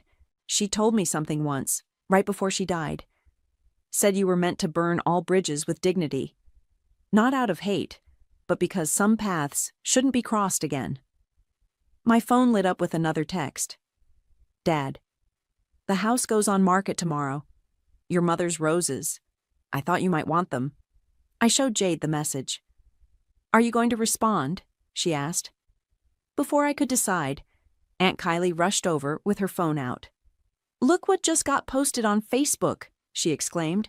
It was Brinley, at some luxury resort in Miami. The caption read, "Sometimes you have to escape toxic people and start fresh. Blessed new beginnings." The nerve, Jade muttered, using your money to fund her escape. Let her run, I said. She can't hide from karma forever. As the sun set, casting long shadows across the deck, I thought about bridges burning, about lighthouses warning ships away from dangerous shores, about my mother's roses blooming in a garden I'd never see again. My phone buzzed one final time. A message from an unknown number. Your grandmother told me you'd do this someday. She said you'd burn it all down with grace. Love, Jade's mom. I looked around at my chosen family enjoying the evening, at the house that had finally become a home, at the ocean that had witnessed it all. To karma, I whispered again. But this time it tasted different. Less like victory, more like peace. Later that night, after everyone left, I sat on the widow's walk with Grandma's last letter in my lap. The envelope felt heavier than before, like it held one more secret. As I turned it over, something slipped out, a small key with a tag attached. The tag read, "For when you're ready to rebuild. Some bridges are worth saving."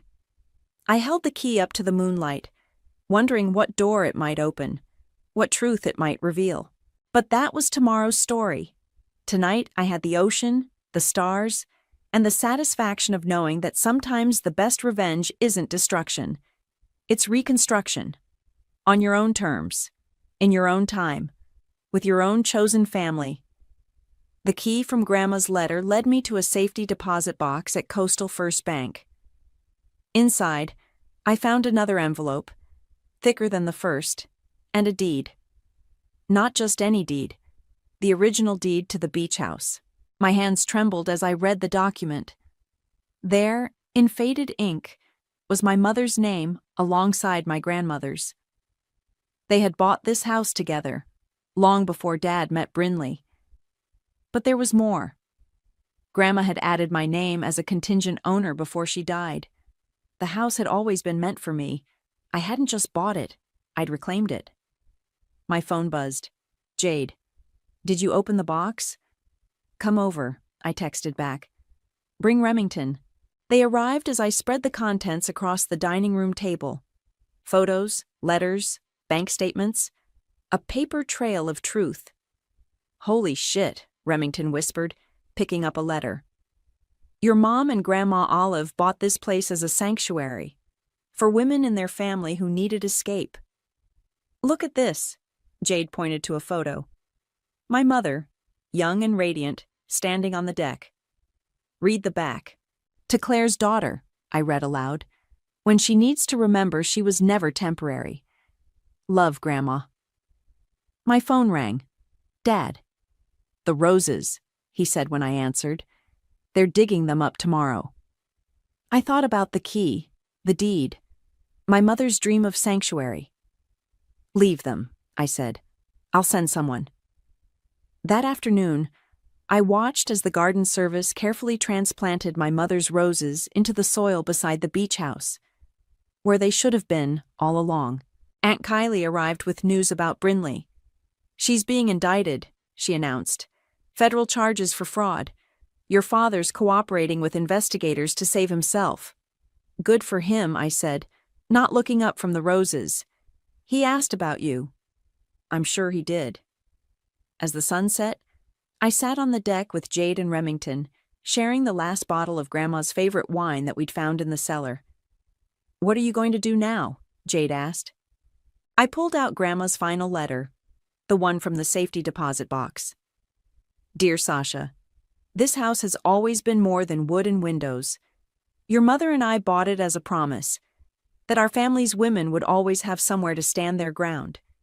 You've reclaimed more than property. You've reclaimed your birthright. The strength that runs in your blood, the power to choose your own family. The key you found opens more than doors. It opens the future. Use it wisely. Love always. Grandma Olive P.S. Check the loose floorboard in the master bedroom. Some legacies are meant to be shared. I led them upstairs. The floorboard creaked under the window, revealing a hidden space. Inside, stock certificates, offshore account numbers, enough resources to turn Olive's Haven into something bigger. She left you everything, Remington breathed. No, I said, reading the attached note. She left us a mission.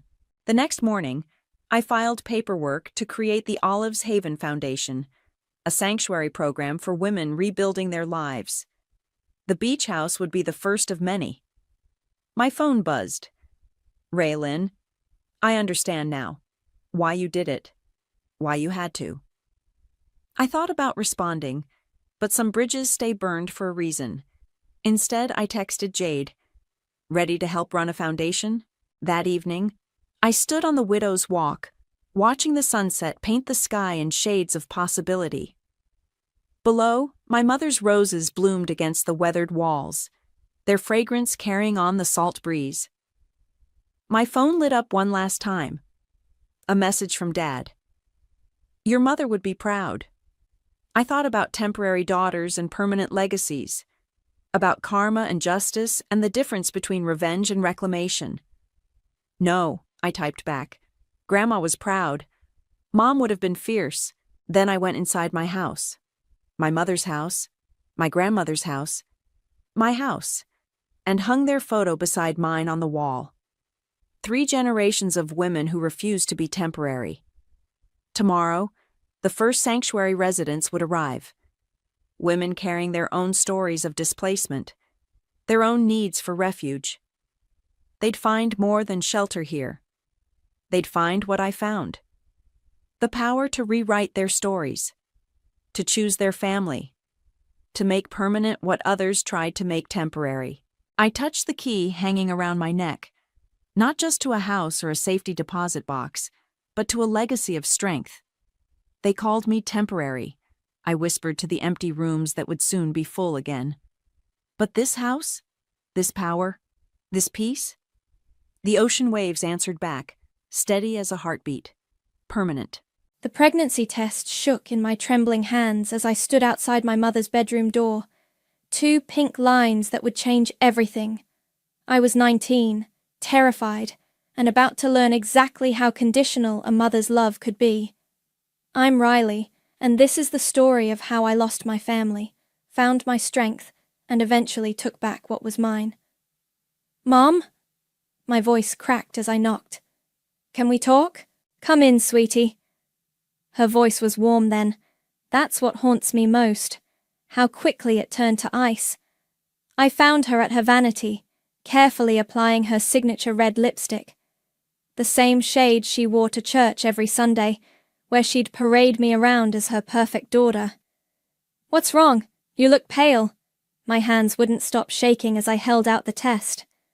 I'm pregnant. The lipstick clattered against the marble counter. She stared at me through the mirror, her face hardening into something I'd never seen before. Who's the father? James, from college. But he's not. Not what?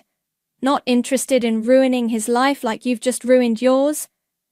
She stood up, turning to face me. How could you be so stupid, Riley? I'm not keeping it, I lied, desperate to see even a flicker of the mother I knew return to her eyes.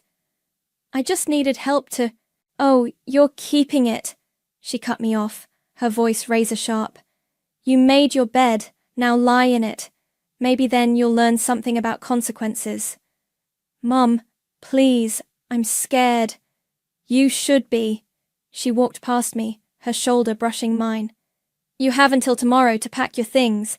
I won't have this shame under my roof. Where am I supposed to go? That's not my problem anymore. She paused at the door. And Riley, don't bother calling. I'll be changing my number. The door slammed so hard the walls shook. Or maybe I was the one shaking.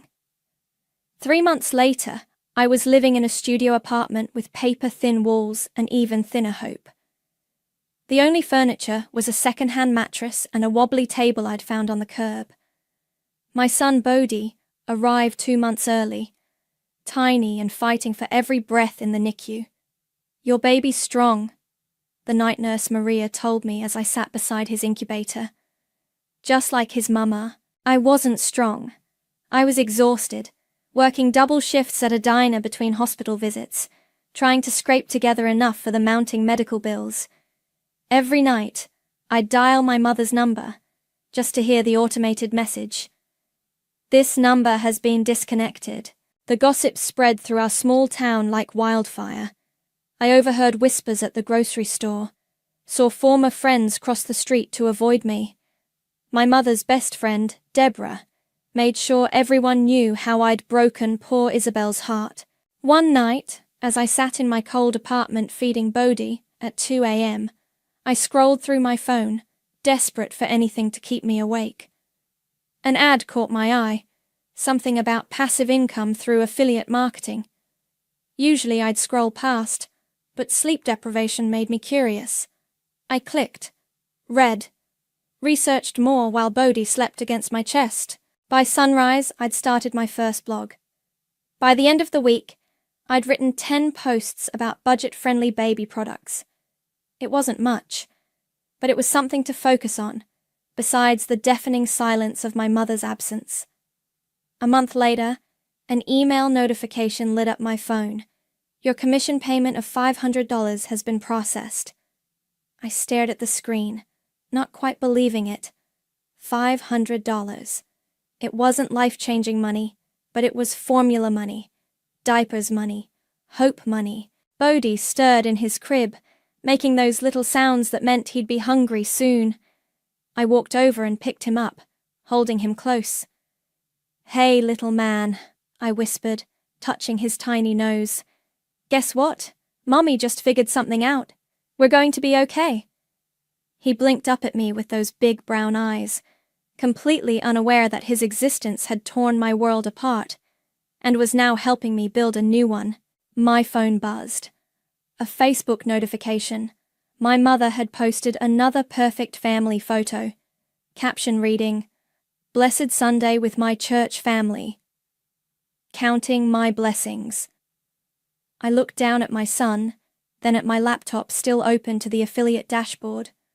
She thought she was teaching me about consequences. Instead, she was teaching me about survival. And I was about to become very, very good at it. Mommy, look! I made a rocket ship! Bodhi's voice echoed through our sun-filled kitchen as he proudly held up his Lego creation. 6 years old now, and every day he reminded me why all the sacrifices were worth it. That's amazing, buddy. Why don't you show it to Aunt Hazel when she comes over? The doorbell rang right on cue. Hazel burst in with her usual energy, carrying a bottle of wine and takeout bags. Where's my favorite godson? Aunt Hazel! Bodhi ran to her, rocket ship held high. "Look what I built! Engineering genius right here!" She scooped him up, making spaceship noises. "Ready for blast off?" After Bodhi went to bed, Hazel and I settled on my living room couch, a far cry from the wobbly table days. The apartment was in an upscale complex now, with a view of the city lights. "So," Hazel swirled her wine, "how much did you make this month?" I pulled up my laptop. "The automation software is working better than expected. Just crossed 42,000. 42. Riley, that's insane. Remember when we used to split dollar menu items?" I smiled, remembering those early days. "Remember when I was selling jewelry from that rickety cart at the mall between diner shifts? And now, look at you, secret internet mogul." Hazel leaned forward. "Speaking of secrets, have you thought about going public with your success? You've built something amazing here." I shook my head. "I don't want to gloat. I just want peace." "Peace? Or are you waiting for something?" Before I could answer, Hazel's phone buzzed. Her eyes widened as she read the screen. "Oh my God, you need to see this." She handed me her phone. It was my mother's Facebook post. Life has a way of humbling us. After 25 years in this home, facing foreclosure. The world is so unkind to single women. Prayers appreciated. "She's setting bait," Hazel muttered. My hands tightened around the phone. She hasn't been single for 25 years. She's been comfortably divorced with a massive settlement, which she apparently burned through. Hazel studied my face. "What are you thinking?" A memory flashed. Me, heavily pregnant, begging my mother for just one night's shelter during a snowstorm, her curtains closing in my face. I'm thinking karma works in mysterious ways. The next morning, I dropped Bodhi at school and met with Griffin, my business mentor, at our usual coffee spot. "Your numbers are impressive," he said, reviewing my latest reports. "The passive income streams are solid. You could expand internationally if you wanted. Actually, I might need to liquidate some assets." His eyebrows shot up. "Everything okay?" "My mother's house is in foreclosure." "The same mother who—" He trailed off, knowing the history. "The very same." "Riley." His voice softened. "Are you sure you want to get involved?" I stirred my coffee, watching the cream create patterns. Sometimes the best revenge isn't revenge at all. It's showing up differently than they expect. Just be careful. Money changes people, especially the ones who think they deserve it. Back home, I found another post from my mother. Sometimes pride keeps us from asking for help, but God humbles the mighty. Faith Chakya Trials, Chakyan Prayer Warrior. My phone lit up with a text from Hazel. "She's really laying it on thick." I replied, "Watch this space." Opening my laptop, I pulled up my banking dashboard. The numbers were clear. I could buy that house 3 times over. My mother had no idea that while she was posting Instagram photos of her weekly manicures, I was building an empire from my bedroom. Between midnight feedings and early morning client calls, I picked up Bodhi's latest family drawing from the fridge. He'd drawn himself, me, and a blank space where most kids put a grandmother. He'd never asked about her. Never knew what he was missing. My phone buzzed again. A number I hadn't seen in 6 years. My mother. I let it ring once, twice, 3 times. Each ring echoed with a different memory. The slam of her door, the click of her changing her number, the whispers she spread through town. On the 4th ring, I answered. "Riley?" Her voice was smaller than I remembered. I didn't think you'd pick up." "Things change," I said, my voice steady. "I've been thinking about you. About everything." She paused. "I'm in trouble, Riley. Real trouble." I looked at Bodhi's drawing again. "I know, Mom. I saw your posts." "Oh." Another pause. "Then you know I'm about to lose everything." "Not everything," I said. Just a house. She started to cry. Real tears, or practiced ones. I couldn't tell anymore. I don't know what to do. I took a deep breath. 6 years of planning crystallizing into this moment. Actually, Mum, I might be able to help with that. You would do that? After everything? Like you said, things humble us. I smiled, though she couldn't see it. Why don't you come over for coffee tomorrow? We have a lot to catch up on. My mother stood in my doorway, looking smaller than I remembered. Her designer handbag was scuffed, her signature red lipstick slightly smeared. Time had changed us both. This is nice, she said, stepping into my apartment. Her eyes darted around, cataloguing everything. Very nice, actually. How can you afford? I work in digital marketing, I said, keeping it vague. Coffee? She perched on my couch like a bird ready to flee. Black, 2 sugars, still the same. I brought our cups over, sitting across from her. The silence stretched between us like a tightrope. You look well, she finally said. Successful. Amazing what can happen when you're forced to sink or swim. She flinched. Riley, about that. I was different then. Prouder. More foolish. You were cruel, Mum. Let's call it what it was. I was trying to teach you responsibility. Her voice rose, then quickly softened. But maybe I went too far. A door creaked down the hall. Bodhi peeked out, curious about the unfamiliar voice. Is that? My mother's breath caught. My son. Your grandson. I turned toward him. Bodhi, come here, buddy. He padded over in his dinosaur pajamas, pressing against my leg. Who's that? This is your grandmother. My mother's eyes welled up. He's beautiful, Riley. He looks just like you did. Hi, Bodhi said shyly, then whispered to me. Can I have breakfast? Go get dressed first, okay? I'll make pancakes soon. After he disappeared, my mother wiped her eyes. I've missed so much. That was your choice. I know, and now I'm paying for all my choices, aren't I? She opened her purse, pulling out papers. The bank's given me 30 days. I can't lose that house, Riley. It's all I have left. I took the foreclosure notice, scanning the numbers. 380,000? I tried everything. Refinancing, loans, but my credit's shot. Nobody will help me. She leaned forward. But you seem to be doing well. Maybe we could work something out. A memory flashed. Me, counting quarters for baby formula while she posted about her Mediterranean cruise. What exactly are you asking? I thought maybe you could help with the payments, or co-sign a new loan. Her voice turned honey-sweet. We could be a family again. Start fresh. A family? I repeated.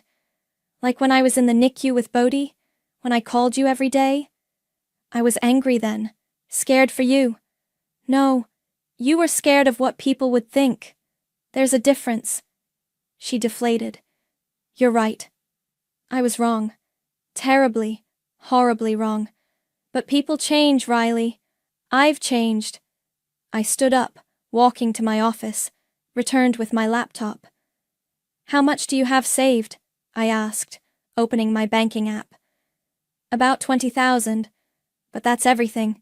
I typed in some numbers. If I help you, there need to be conditions. Anything, she said quickly. Too quickly.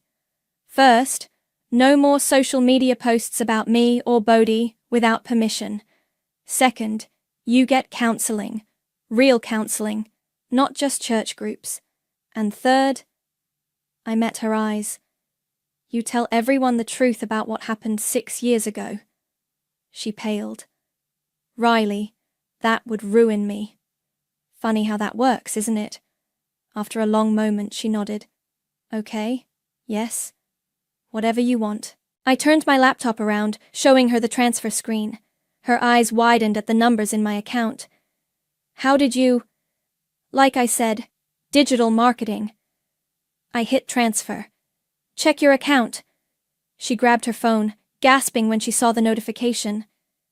Riley, this is everything? The full amount? Consider it an investment in second chances. She launched herself across the couch, hugging me. I stayed stiff in her embrace, remembering all the hugs she'd denied me. I'll make it up to you, she whispered. I promise. Later that night, after she'd left, Hazel came over for our debrief. So you actually did it, she said, scrolling through my mother's latest Instagram post, a selfie of us together, caption gushing about miracles and answered prayers. Phase 1, I said, showing her another screen. Legal documents I'd been preparing for months. Hazel's eyes widened. Holy shit, Riley. That's insurance, I finished, because some people don't change. They just get better at pretending. My phone buzzed with another notification. My mother had tagged me in another post, this time about God's perfect timing. I smiled, thinking about the real timing, the carefully planned steps that would unfold over the next few months. Because while she was busy staging her social media redemption arc, I was about to teach her the lesson she'd tried to teach me. Everything comes with consequences. Welcome to our monthly Bible brunch. My mother's voice rang through her newly secured home. Today we're celebrating God's miraculous provision and the return of my prodigal daughter. The living room was packed with her church friends, all wearing their Sunday best and plastic smiles. Deborah, her best friend, sat in the prime spot next to her, nodding along like a dashboard ornament. Riley, dear, Deborah called out, tell everyone how you managed to help your mother so generously. I caught the undertone of suspicion in her voice. Just blessed with good business sense, I suppose. What kind of business? Another woman asked. Digital marketing.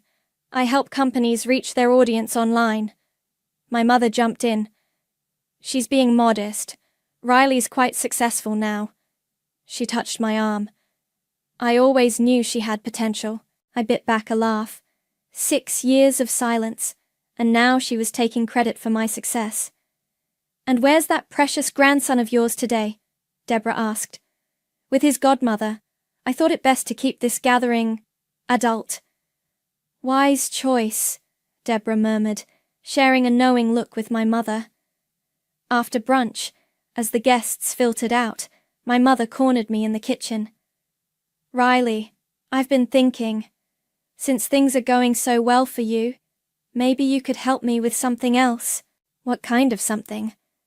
Well, my car is getting rather old. I saw this beautiful Mercedes SUV. No.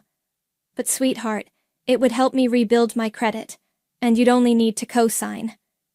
I said no, Mom. Her face hardened for a moment, before smoothing back into a smile. Of course, dear. I understand. By the way, where does Bodhi go to school? Why? Just curious about my grandson's education. Is it private school? That's not really your concern. Everything about you is my concern now, she said, touching my cheek. We're family again. I stepped back. Family doesn't always mean access. Later that evening, I met with my lawyer, signing the final documents I'd been preparing. Are you sure about this? She asked. Once it's filed, there's no going back. I'm sure. The next morning, I arrived at my mother's house with an envelope. She was having coffee with Deborah in the kitchen. Riley, what a surprise, my mother beamed. We were just talking about you. I bet you were. I placed the envelope on the table. This is for you. She opened it, her face falling as she read. What is this?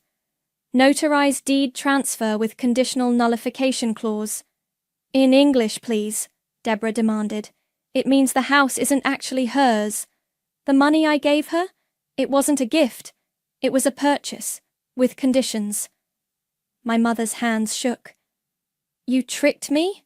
No, Mom. I protected myself. The deed is in a trust. If you break any of our agreements, the social media rules, the counseling, the truth-telling, you lose the house. You can't do this. She stood up, face reddening. Actually, I can. You signed the papers last week. Remember that routine documentation you barely read? Deborah grabbed the papers, scanning them. Isabel, she's right. This is legally binding. How dare you? My mother hissed. After everything I've done for you. Everything you've done? I laughed. You mean abandoning me when I was pregnant? Spreading rumors about me? Blocking my number when your grandson was fighting for his life? I was teaching you responsibility. No, you were protecting your reputation. And now I'm protecting mine. And my son's.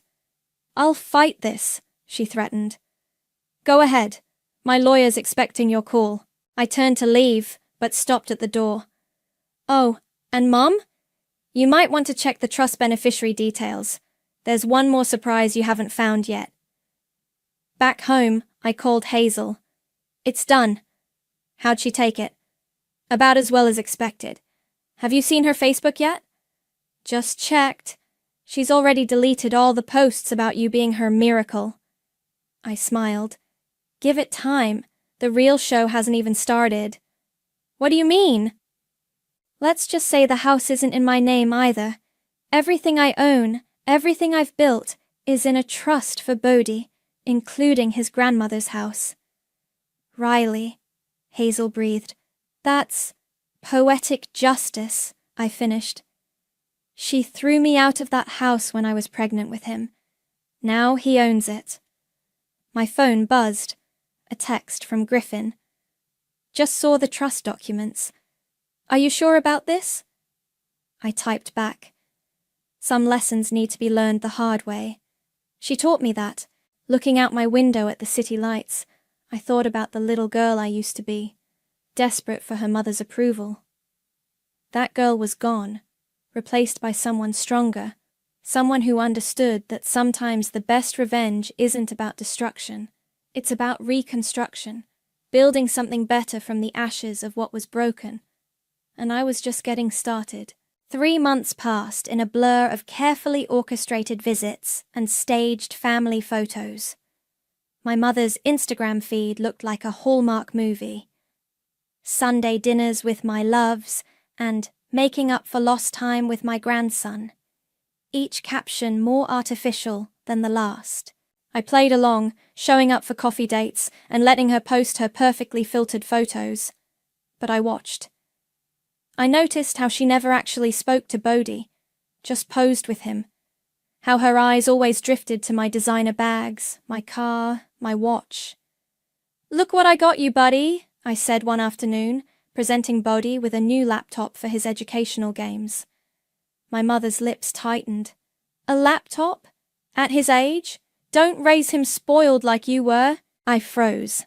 Spoiled? Mum, you kicked me out with nothing but a backpack.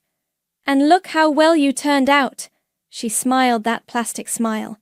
Speaking of which, darling, I've been meaning to ask. That investment account you mentioned. Not happening. But we're family now. Families help each other. Like you helped me? Her face darkened. I thought we'd moved past that. Unless... She leaned forward. Unless you're still punishing me? Mom, I bought you a house. No, she snapped. You trapped me in one, with all your conditions and rules. Bodhi looked up from his laptop. Mommy, are you fighting? No, baby. Grandma's just being dramatic. I gathered our things. Come on, time to go. Already? My mother's voice switched back to syrupy sweet. But I was going to make cookies with my precious grandson. Another time. In the car, Bodhi asked, Why is Grandma different when other people are around? Out of the mouths of babes. What do you mean? She only hugs me when she takes pictures, and she makes her voice all funny. I gripped the steering wheel tighter. Some people care more about looking good than being good.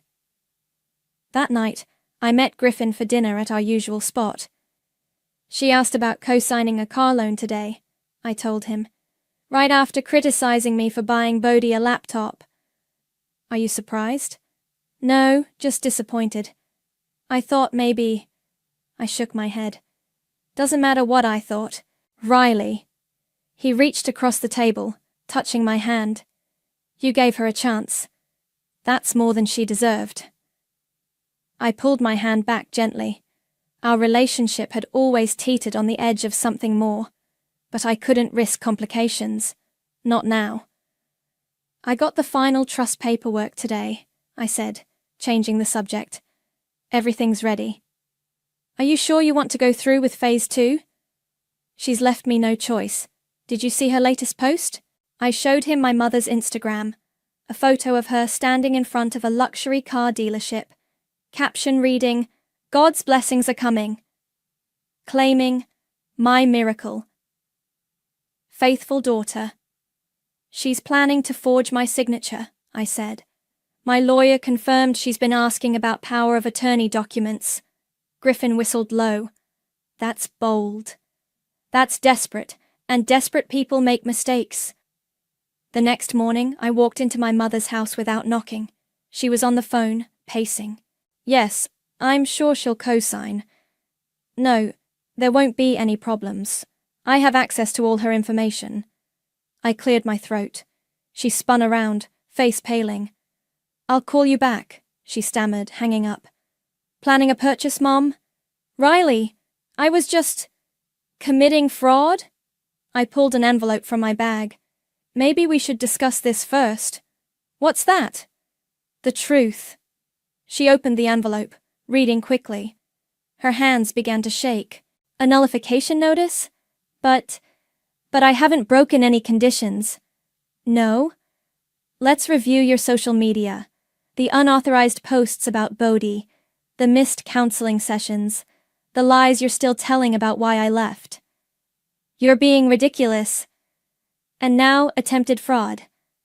I sat down calmly. You know what's funny? I actually hoped you'd change. That's why I built in all those second chances in the trust. What are you talking about? Check section 3, paragraph 2. She flipped through the papers, finding the clause. Her face went from red to white. The house. It's not even in your name? No, it's in Bodhi's trust. Always has been. I stood up. You taught me well, Mom, about consequences, about protecting yourself, about never trusting someone who only shows up when they need something. You can't do this to me. I'm your mother. You stopped being my mother the day you chose your reputation over your daughter. I walked to the door, then turned back. Oh, and Mom, I'd delete those social media posts if I were you. They're excellent evidence of trust violations. I left her standing there, clutching the papers, finally understanding what I'd known all along. Sometimes the biggest power move isn't in taking something away. It's in revealing it was never really theirs to begin with. The explosion came exactly as I'd expected. My mother burst into my apartment the next morning, Deborah trailing behind her like a shadow. "How dare you!" she screamed. "How dare you do this to your own mother?" I calmly poured my coffee. "Lower your voice. Bodhi's sleeping." "Oh, now you care about children? Where was that maternal instinct when you trapped me in this scheme?" "Isabel," Deborah interjected, "maybe we should approach this more diplomatically." I laughed. Diplomatic? Like when you two spread rumors about me being a drug addict when I was actually working night shifts to afford diapers. "That was different," Deborah protested. "You're right, it was worse." I sat down at my kitchen island. "What do you want, Mom?" "I want my house back. Not this trust nonsense, not these conditions. My house." "It was never your house, not since you accepted my money." She slammed her hands on the counter. "You tricked me. No, I protected my son. The same son you pretended didn't exist for 6 years. The same son you now use as a prop for your social media redemption arc. I've changed." "Really?" I pulled out my phone, opening her Facebook. Is that why you were messaging Aunt Sarah about how I'm unstable and unfit to manage money? Planning to contest the trust? Her face fell. How did you...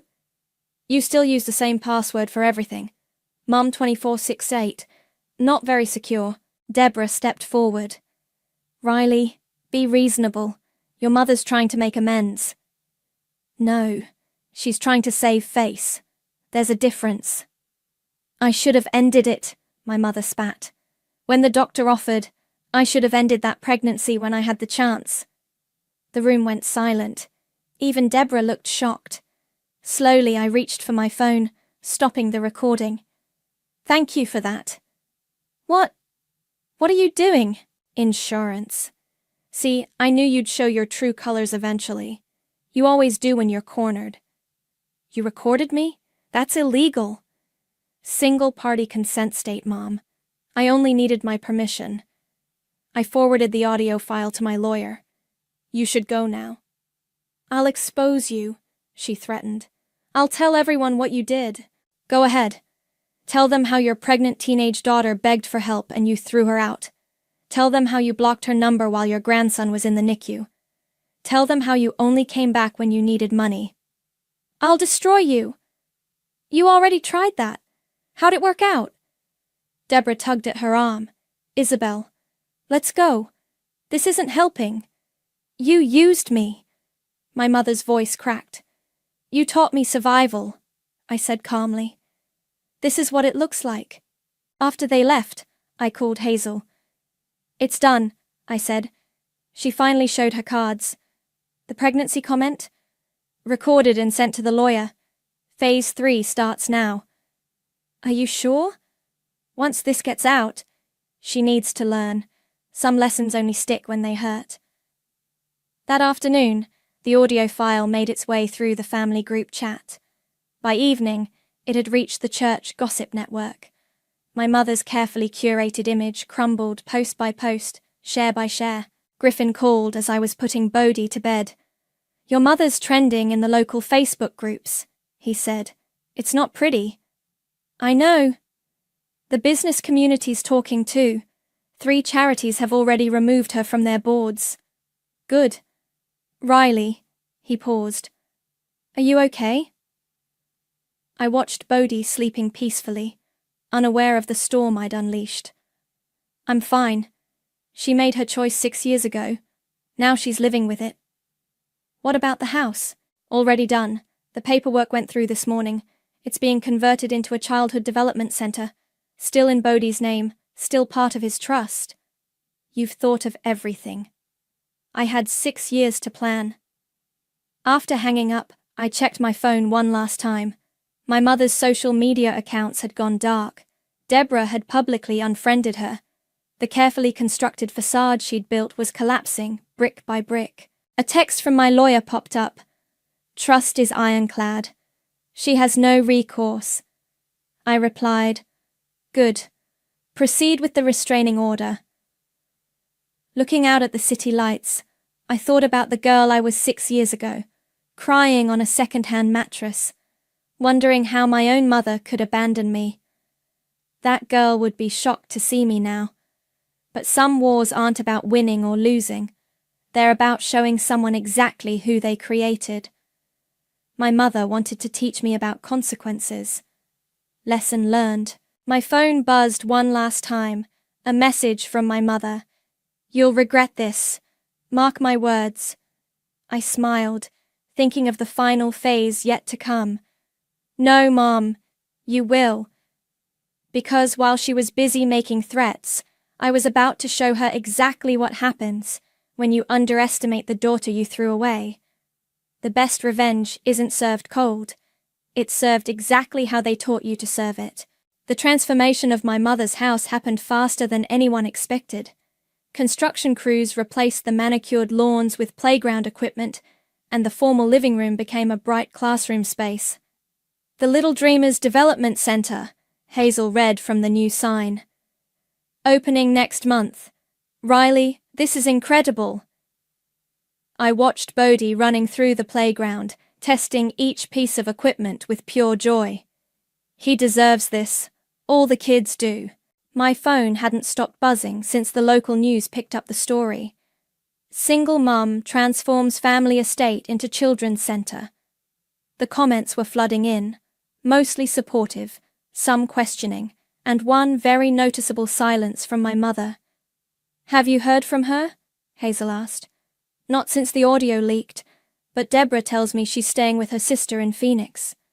Running away again. That's what she does best." A black Tesla pulled into the parking lot. Griffin stepped out, carrying a folder. "You're not going to believe this," he said, walking over. "3 major parenting blogs want to interview you, and there's a podcast deal on the table." "No interviews," I said firmly. "No podcasts. Some wars deserve silence." "Riley, your story could help so many people." "My story isn't over yet." As if on cue, my phone rang, a number I didn't recognize. I answered on speaker. "Riley?" My mother's voice was different, smaller. "Please don't hang up." "What do you want?" "I saw the news about the house." She paused.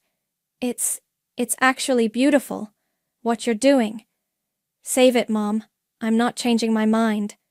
"I know. That's not why I called." She took a deep breath. "I found my old diary, from when you were in the NICU with Bodhi. I've been reading it. And I was so wrong. So terribly wrong. I was worried about what people would think of me, having a teenage daughter with a baby. I never stopped to think what people would think of me abandoning that daughter." I watched Bodhi swing higher and higher, his laughter carrying across the playground. "Do you remember that night?" she continued. "When the nurse wrapped you and Bodhi together in that kangaroo blanket?" My throat tightened. "I remember you didn't answer your phone. I saw your calls, every one of them. I couldn't face what I'd done." Her voice cracked. "I'm not asking for forgiveness. I don't deserve it. I just wanted you to know. You're a better mother than I ever was." I ended the call without responding. Griffin touched my shoulder gently. "You okay?" "I'm perfect." I turned to Hazel. "Send the audio file to the final list." She nodded, understanding. Within hours, the recording of my mother's pregnancy comments spread through the remaining social circles she clung to. Her sister's church group, her book club, her college alumni association. By sunset, her carefully constructed exile had become a complete exodus. No more polite invitations. No more social safety nets. "Mommy!" Bodhi called from the playground. "Come push me!" I walked over to the swings, remembering all the times I'd wished my mother would do this for me. "Higher!" he squealed as I pushed. "I want to touch the sky." "Be careful what you wish for," I said, smiling. Later that night, as I tucked him into bed, he asked the question I'd been dreading. "Is this our house now?" "No, baby. It's your house, for all the kids who need a safe place to play and learn." "But what about Grandma?" I sat on the edge of his bed. Sometimes people make choices that hurt others, and sometimes those choices have big consequences. Like when I broke Tommy's toy and had to give him mine? Something like that. I kissed his forehead. "But you learned from that, didn't you?" "Uh-huh. I said sorry and meant it. That's because you're a good person. Better than me. Better than Grandma." After he fell asleep, I found Griffin waiting in the living room. "The center's paperwork is final," he said. "It's officially a non-profit under Bodhi's trust." "Good." "Riley." He stepped closer. "Let me help you tell your story. People need to hear it." "My story isn't about revenge, Griffin. It's about justice.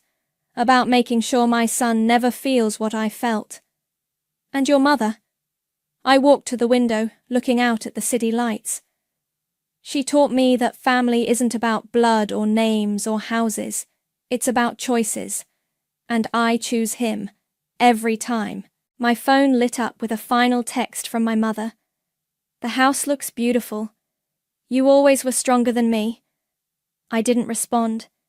Instead, I opened my laptop and began typing. "Dear Bodhi, someday you'll ask about the choices I made, about the house that bears your name, about the grandmother who wasn't there. This is that story. Because some lessons aren't about revenge at all. They're about breaking cycles, about building something better from the ashes of what was broken, and we were just getting started." "And then, what happened to the princess?" Bodhi asked, snuggled under his covers. "She built her castle higher than the storm could reach," I said, closing our favorite bedtime story. "And she learned that sometimes the strongest walls aren't made of stone, they're made of choices." "Like our center?" "Exactly like that." A soft knock interrupted us. Hazel stood in the doorway, holding her phone. "Riley, you need to see this." After kissing Bodhi goodnight, I followed her to the living room. She showed me a social media post. My mother, standing outside the development center, looking older and tired. "She's back in town," Hazel said. "I know. Security called earlier." "What are you going to do?" Before I could answer, my phone rang. Griffin. "Turn on Channel 7, he said without greeting. The local news was running a story about the center. But instead of the usual footage, they were interviewing my mother. "I failed as a mother," she was saying, tears running down her face. "I chose pride over love, reputation over family. This center, what my daughter built, it's everything I should have been but wasn't."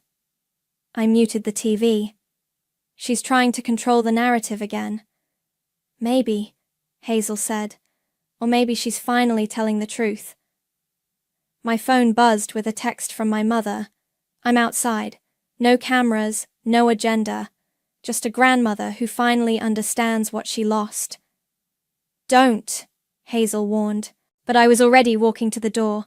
My mother stood on my porch, alone and unadorned. No designer bag, no red lipstick. "Security called," I said. "You're not supposed to be here." "I know, but I needed to tell you something." She pulled out a worn notebook. "This is my diary from when you were pregnant. I've been reading it every day in therapy." "Therapy?" 3 times a week. Real therapy, not church groups." She opened the notebook. May 15th. Riley called again. I let it ring. I told myself it was for her own good, but really, I was just scared.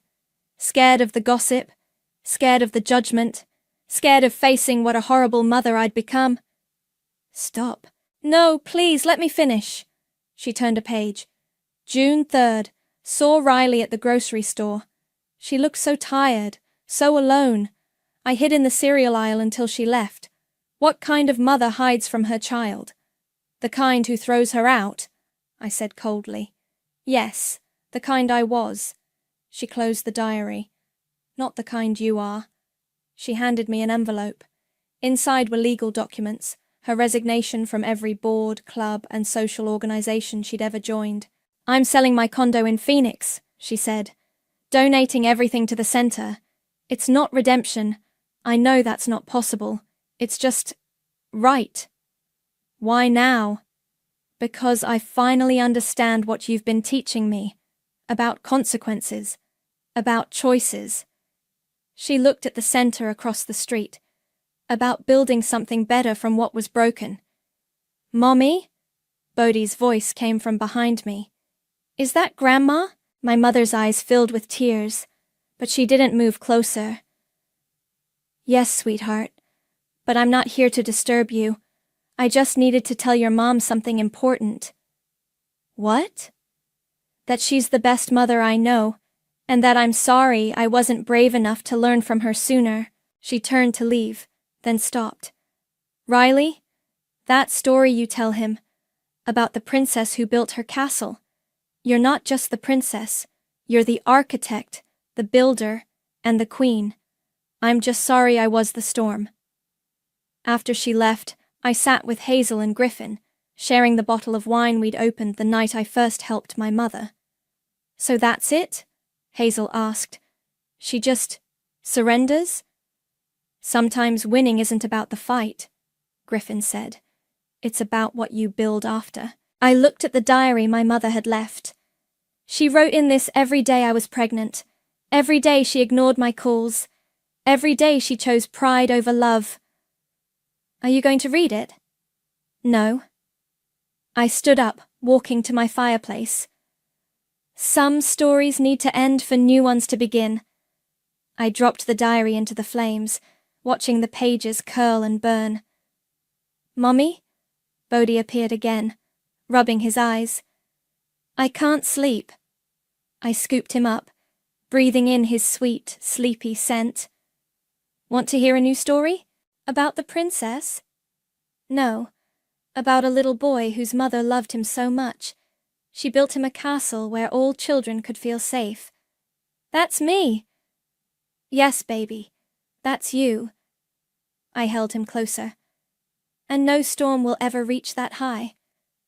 Later, watching the city lights twinkle through my window, I thought about cycles, how they break, how they heal, how they transform.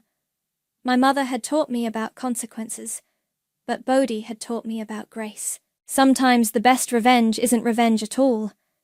It's building something so beautiful, so strong, that it makes the past look like exactly what it was. A storm that couldn't reach high enough to touch what we'd become. The end. The key clinked against the deadbolt, a sound that always felt too loud in my mother's quiet house. I pushed the door open, stepping into the familiar, slightly musty air of a home that had never quite felt like my own, even after 32 years. My name is Amelia. I'm a financial consultant, and I specialise in untangling complex webs of deceit, though usually they involve corporate assets, not childhood memories.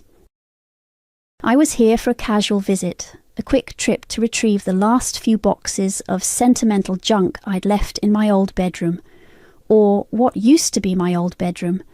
Before we move on, tell me where you're watching from. I love mapping my viewers. Amelia, darling, you're here! Esther's voice, a little too bright, echoed from the kitchen. She emerged, a vision in a freshly pressed linen dress, her silver hair perfectly coiffed. Mid-60s, but she worked hard to look younger. Come, I've made tea. I offered a tight smile. Hi, Mom. Just popping in to grab those boxes from my room, then I'll be out of your hair. Esther waved a dismissive hand. Oh, don't be silly, stay for a bit, we barely see you. She led the way to the kitchen, her movements fluid and practiced. I followed, my gaze already drifting towards the hallway, towards the door at the end. My door. The tea was poured, small talk about my job, her garden, the usual.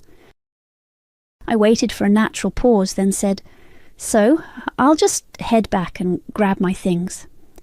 Oh, that, Esther said, her eyes flitting away for a second before settling back on me with a practiced, innocent gaze. About that, dear, I've made some changes. My stomach tightened. Changes? Yes, well, the house is so big for just the little old me, isn't it? She chuckled, a sound like dry leaves skittering across pavement. And with you all grown up and out, that room was just sitting there. Wasted space, really. I pushed back my chair, a cold dread starting to spread. Mum, what are you talking about? I've rented it out, darling, she announced, as if she were telling me she'd planted new petunias. To a lovely young couple. They needed a place, and, frankly, I needed the income. You know, after all these years, supporting you, keeping this house. She trailed off, letting the unspoken accusation hang in the air. I walked down the hallway, my steps slow, deliberate. The door was closed. I reached for the knob, but Esther's voice stopped me. They're very private, dear, and they're sleeping. Sleeping? It was barely noon. Mum, where are my things? My boxes, my desk, my bed? She sighed, a long-suffering sound. "Oh, Amelia, honestly, what was I supposed to do with all that clutter? It was just taking up space. I had a garage sale. Got a decent price for everything, actually." She paused, then added, almost as an afterthought, 1 to 32s. "Covered my cosmetic healing retreat last month. For my back." My hands balled into fists at my sides, my childhood, my memories, sold for a cosmetic healing retreat. The exact, precise number, 1 through 32s, felt like a slap. "You sold my things?" My voice was barely a whisper, thin and reedy. "Everything. My bed, my books, my whole room." Esther's eyes narrowed, her saccharine smile hardening. "Don't be so dramatic, Amelia. It's just stuff. And honestly, you think you came out of me for free. After all I've done, raising you alone, sacrificing everything, that room was an investment, darling, and I'm just reclaiming some value." The words hit me, sharp and precise, designed to cut. "You think you came out of me for free." It was her standard line, one I'd heard 1,000 times in 1,000 different contexts, always when I dared to assert myself or question her. It was a verbal leash, reminding me of an unspoken, unpayable debt. I stood there staring at the closed door, the door to a room that no longer existed for me. The anger was a hot, bitter taste in my mouth, but beneath it, a colder, deeper realization was beginning to form. My gaze swept over the small table in the hallway, where a few framed photos usually sat. My father's old photo album, the one with the worn leather cover, was gone. His framed war medals, usually displayed proudly next to it, were also missing. They weren't just clutter, they were irreplaceable. They were his, and they were gone. This wasn't just about a bedroom. This wasn't just about 1,032s. This was about something far more insidious. Something had been stolen, and it wasn't just my childhood.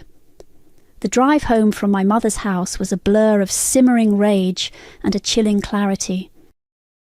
The $1,030 for my childhood, the missing war medals, the photo album. It wasn't just about sentimentality or money. It was a pattern, a final, undeniable piece of a puzzle I'd been assembling for years. My mother, Esther, had always been a master of transactional love, but this felt like the final insult. I didn't go straight to my apartment. Instead, I drove to the bank, the one where I'd maintained a safety deposit box for nearly a decade. It was a small, unassuming box, but inside lay the quiet ammunition I'd been collecting. The bank lobby was hushed, the air cool and sterile. I signed the ledger, the pen scratching loudly in the silence, and was led to a private viewing room. The box slid open with a soft click. Inside, neatly organised, were the ghosts of my past. Yellowed bank statements, legal documents, and a stack of letters. I pulled out a thick envelope labelled Bradley Daniels, Last Will and Testament. My father. He'd died when I was 8, leaving me, his only child, a significant inheritance, meant to secure my future. But Esther had always claimed it was barely enough to cover the funeral, let alone support us. I unfolded the will, my eyes scanning the precise legal language. There it was, clear as day. A trust fund, specifically for my education and future, to be managed by a neutral third party until my 25th birthday. But that trust fund had never materialised. Instead, Esther had always made me believe she was struggling, that every penny she spent on me was a profound sacrifice. I remembered being 15, sitting at the kitchen table, trying to focus on my algebra homework. Esther was on the phone, her voice hushed but audible. "The bills are piling up, Carol. I don't know how much longer I can keep this house. Amelia needs so much, and with no help from anyone." She'd hang up, then turn to me, her face etched with a performative weariness. "Another late notice, darling.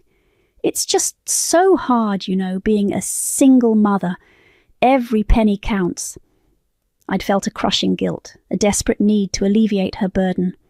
I started working after school, saving every dime, convinced I had to contribute, to pay her back for the sacrifices she made.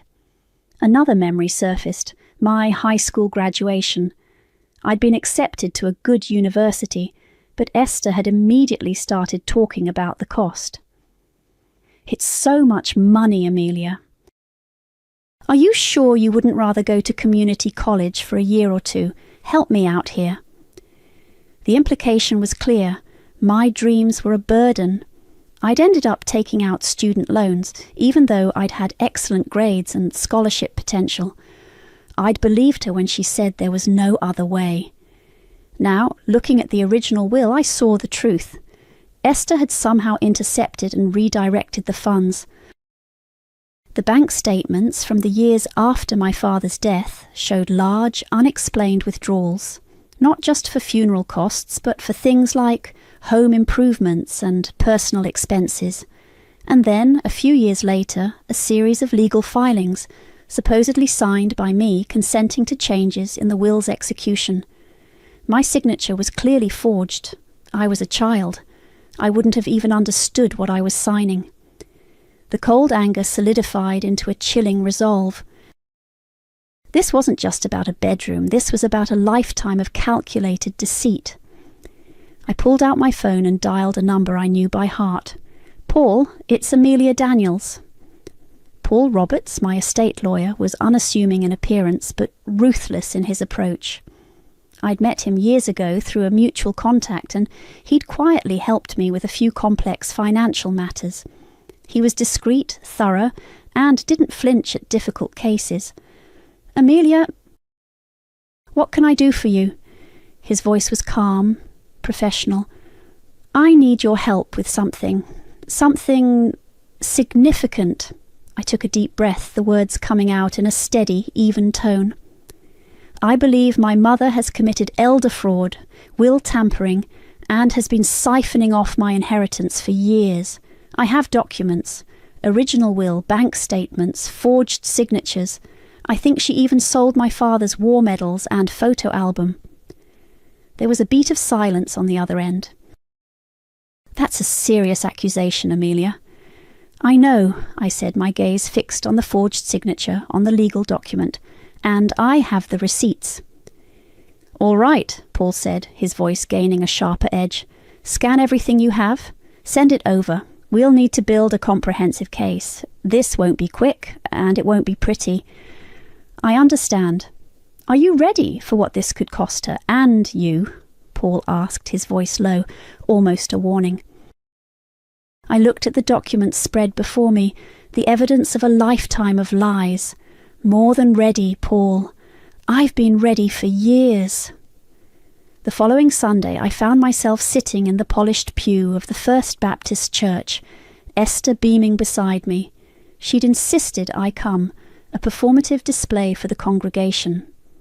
"It's so good to have my Amelia back by my side," she'd cooed, loud enough for the elderly couple in front of us to hear. I was 32, a financial consultant with my own life, but to Esther I was still her prop. The sermon was a blur of platitudes, but the post-service mingling was the real show. Esther, in her element, floated through the crowd, accepting compliments on her resilience and selfless devotion as a single mother. She had perfected the art of the humble martyr, a role she'd played for decades. "Esther, you are truly a saint," Mrs. Henderson from the choir gushed, patting Esther's arm. "Raising Amelia all by yourself after Bradley passed so young, it just shows what a woman of God can do." Esther smiled, a picture of serene piety. "Oh, it was a struggle, dear, but Amelia was my reason for everything, my little blessing." She squeezed my arm, a gesture that felt more like a clamp. I smiled back, a fixed, polite expression that didn't reach my eyes. I'd learned long ago to play my part, the dutiful daughter, forever grateful. But as I stood there nodding along, I couldn't help but notice the subtle shifts in the room. Not everyone bought the act. My cousin, Nora Watson, 28, drifted over, her eyes bright with a familiar, almost zealous admiration for Esther. Nora had always idolized my mother, seeing her as the epitome of strength and sacrifice. "Amelia, so good to see you," she chirped, then turned to Esther. "Aunt Esther, you look amazing. You always do so much for everyone." "Oh, Nora, you flatter me," Esther demurred, though her chest puffed out slightly. Nora leaned in, her voice dropping to a stage whisper, though still audible enough for me to catch. "Honestly, Amelia, you owe Aunt Esther everything. I don't know how she did it. She practically gave up her life for you." I managed a tight smile. She certainly made a lot of sacrifices. The sarcasm was lost on Nora, who nodded vigorously. But then I caught a glance from Aunt Alyssa Dean. My father's younger sister, in her 50s, she was usually quiet, observant. She was standing by the coffee urn, talking to an older gentleman, but her eyes, sharp and knowing, flickered to me, then to Esther, then back to me.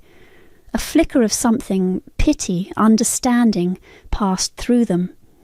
Alyssa had always been an enigma, kind but distant, like she carried a secret burden. She knew my father better than anyone. Later, as Esther was deep in conversation with the pastor, Alyssa approached me. She didn't speak, just offered a small, almost imperceptible nod. Then, as she brushed past, her hand subtly slipped something into mine. It was a folded piece of paper. Her fingers briefly brushed mine, a fleeting, almost imperceptible touch, but it felt like a jolt. I waited until I was in the car, driving away from the church, before unfolding the paper. It was an old photograph, slightly faded, from 1999. I was 8 years old, my face smeared with cake frosting, beaming. My father, Bradley, was kneeling beside me, his arm around my shoulder, a genuine, loving smile on his face. Esther was in the background, looking a little stiff, a little forced. On the back of the photo, in Alyssa's neat, looping handwriting, was a short message.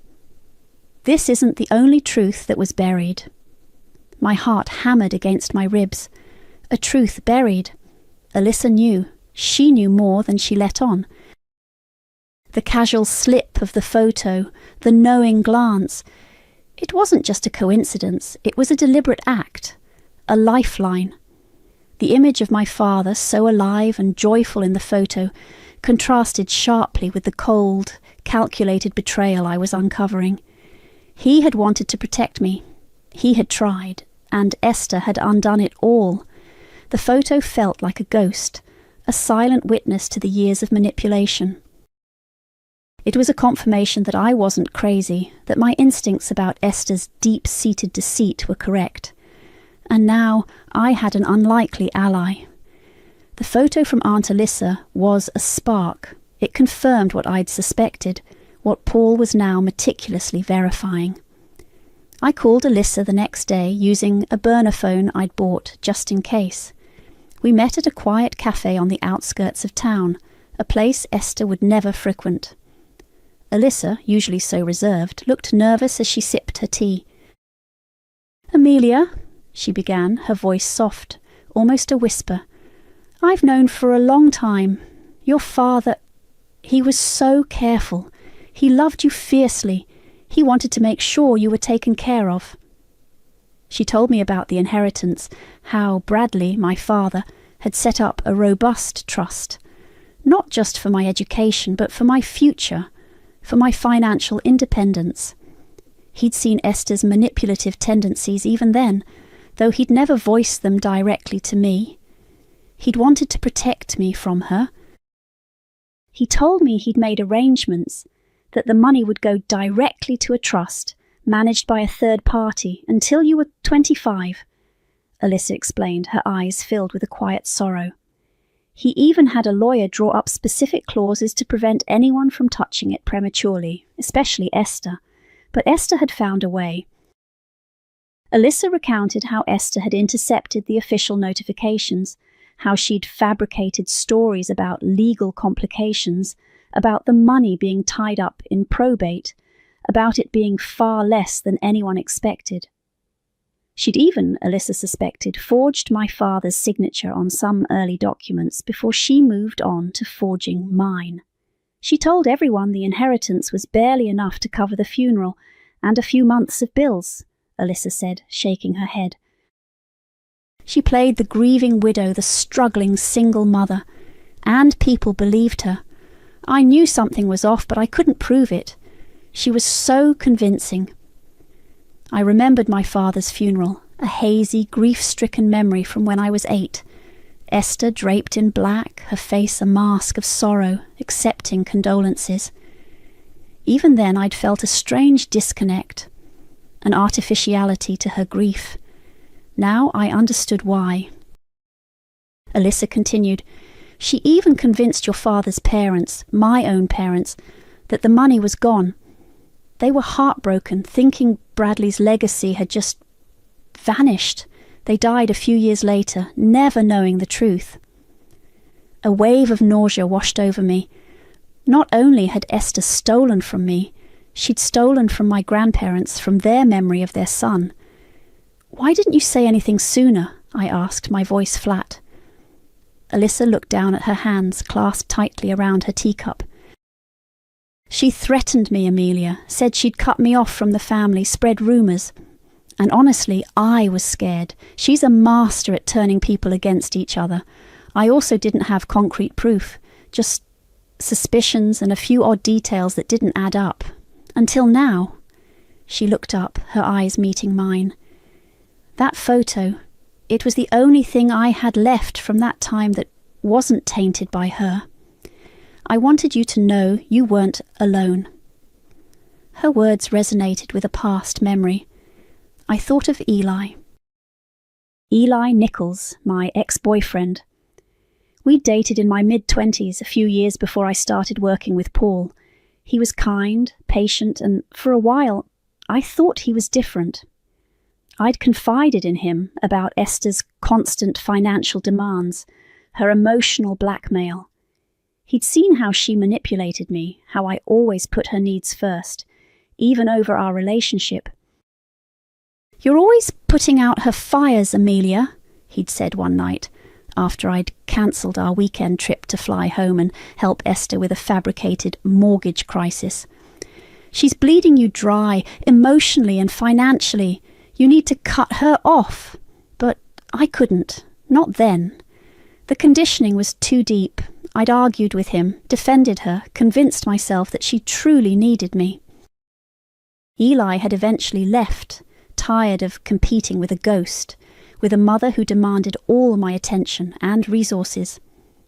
His exit had been a catalyst, a painful awakening that showed me how transactional all my relationships had become, how I'd been trained to prioritize my mother's manufactured crises above all else. It was then, in the quiet aftermath of Eli's departure, that I truly began to see the web Esther had spun. It was then I started gathering my own evidence, quietly, meticulously. After meeting Alyssa, I drove to the cemetery. The air was crisp, the silence profound. I stood before Bradley's headstone, the granite cold beneath my fingertips. My father, the man I barely remembered, whose legacy had been systematically dismantled. "I didn't forget you," I whispered, my voice thick with emotion. "She made sure I forgot myself, but not anymore. I'm finding my way back." My phone buzzed. It was Paul. I answered, stepping away from the grave. "Amelia," Paul's voice was calm, but there was an underlying current of triumph. "We have enough. The forged documents, the financial discrepancies, the witness testimony from your aunt. It's all there. We can file for elder fraud, will tampering, and restitution. When do you want to strike?" I looked back at my father's grave, then up at the clear, indifferent sky. "Soon, Paul, very soon." A week after Paul's call, an envelope arrived in the mail. It was thick, cream-coloured cardstock, addressed in Esther's elegant, looping script. The annual family reunion invitation.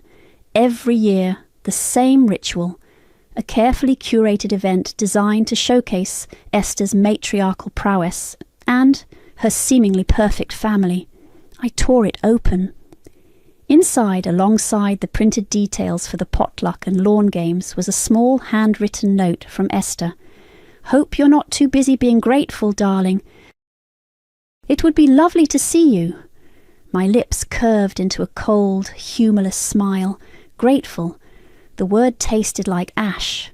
She was still testing the waters, still trying to assert her perceived dominance, even after I'd discovered the full extent of her lies. She had no idea the storm that was brewing. I picked up my phone and sent a text to Paul. Reunion invitation received. Date confirmed. His reply was immediate. "Excellent. We'll be ready." The next few days were a blur of work and meticulous planning. Paul and his team were finalising the legal filings, cross-referencing every detail, every date, every forged signature. My role was to remain calm, collected, and utterly unsuspecting. It was a performance I'd been rehearsing my entire life. I spent hours crafting my toast. Not a long speech, but one that would hit hard, precisely, like a well-aimed dart. I wanted it to be public, undeniable, and utterly devastating. The family reunion was the perfect stage. Everyone would be there. Esther's adoring fans, the quietly sceptical ones like Alyssa, and the oblivious like Nora. I considered every word, every pause. It had to start sweet, lulling her into a false sense of security. A tribute to her sacrifices, her devotion. Then the pivot. The subtle stabs, the veiled accusations that only she and perhaps Alyssa would truly understand at first, and then the final, undeniable blow. I practiced in front of my bathroom mirror, my reflection a stranger. My voice was steady, my eyes cold. There was no tremor, no hesitation. The years of emotional compartmentalization, a survival mechanism against Esther's manipulation, had honed me into a weapon. I thought about the 1 through 32s, the exact sum she'd boasted about, the price of my childhood, of my father's memories. It was such a small, pathetic amount in the grand scheme of things, a fraction of what she had stolen. But it was the symbol, the casual disregard for anything that wasn't her immediate gratification, that truly infuriated me. I thought about my father, Bradley, and the trust he'd painstakingly set up for me, the protection he'd tried to build, only for Esther to dismantle it brick by brick. I thought about Eli and how his departure had forced me to confront the toxic patterns Esther had instilled in me, the way I'd allowed myself to be defined by her needs. It had been painful, but necessary. It had been the first step towards reclaiming myself. This wasn't just about money, it was about justice. It was about reclaiming my narrative, my identity, from the woman who had tried to erase it. It was about finally breaking free from the invisible chains she'd wrapped around me since childhood. The reunion was set for a Saturday afternoon at a rented hall with a large outdoor area. Perfect for mingling, for performances, for public spectacle. I imagined the scene, the laughter, the forced smiles, the clinking of glasses, and then my voice, cutting through the carefully constructed facade. I had no illusions about the aftermath. It would be messy. There would be fallout, accusations, perhaps even a complete rupture with parts of my family. But the cost of silence had been far greater. The cost of allowing her to continue her charade, to continue preying on others, was unacceptable. I looked at the framed photo of my father and me, the one Alyssa had given me, now sitting on my bedside table. His smile, so genuine, so full of love. I would do this for him, for the child I was, and for the woman I was becoming. She sold my bed for 1,032 uns. I'm about to show her the real cost of raising me. The family reunion was in full swing when I arrived. The air buzzed with forced cheer, the scent of barbecue and cheap perfume. Kids shrieked on the lawn, cousins gossiped by the buffet, and Esther, naturally, was at the centre of it all. She wore a flowing floral dress, her silver hair gleaming, her smile wide and practised. She was the picture of the doting matriarch, basking in the admiration of her extended family. Nora, my cousin, was right by her side, snapping photos for Instagram, her phone held high. I moved through the crowd, offering polite hellos, a ghost in my own family's gathering. I saw Alyssa across the room, her gaze meeting mine briefly, a silent acknowledgement passing between us. She gave me a tiny, almost imperceptible nod. Paul was nowhere in sight yet, which was exactly as planned. He would arrive at the precise moment. Esther spotted me. "Amelia, darling." "You made it!" Her voice was a little too loud, a little too enthusiastic. She pulled me into a tight, performative hug, patting my back. "Everyone, look, my Amelia is here. So wonderful to have my busy girl join us." I offered my practised smile. "Wouldn't miss it, Mum." A little later, as the sun began to dip, casting long shadows across the lawn, Esther called for everyone's attention. "All right, everyone, before we cut the cake, I'd like to propose a toast. To family, to togetherness, and to all the blessings in our lives." Glasses were raised, and a chorus of "to family" echoed through the hall. This was my cue. "Actually, Mom," I said, stepping forward, my voice clear and steady, cutting through the general chatter. "If you don't mind, I'd like to say a few words." Esther's smile faltered for a fraction of a second, a flicker of surprise in her eyes, quickly replaced by her usual composure. "Oh, Amelia, how lovely!" "Of course, darling." She gestured grandly, inviting me to take centre stage. She thought I was going to sing her praises, another testament to her selflessness. I took a deep breath, scanning the faces in the room. Nora already recording on her phone. Alyssa watching me with a quiet intensity. Esther beaming, expecting her due. "Good evening, everyone," I began, my voice soft, almost tender. "It's truly wonderful to see all of you here today, gathered as a family. And tonight, I especially want to honour my mother, Esther. She truly is a remarkable woman." A ripple of approving murmurs went through the crowd. Esther preened, a self-satisfied smirk playing on her lips. "My mother," I continued, my voice gaining a subtle, almost imperceptible edge, "has always been a woman of incredible sacrifice. She taught me the true meaning of value. She taught me that everything has a price, and that sometimes you have to reclaim what's yours, no matter the cost." I saw Nora nod, still recording, completely oblivious. Esther's smile remained fixed, but I could see a flicker of confusion in her eyes.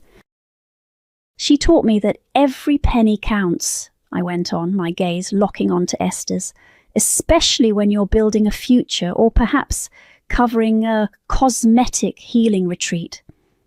She even taught me that some things like a childhood bedroom or sentimental items can be liquidated for a tidy sum.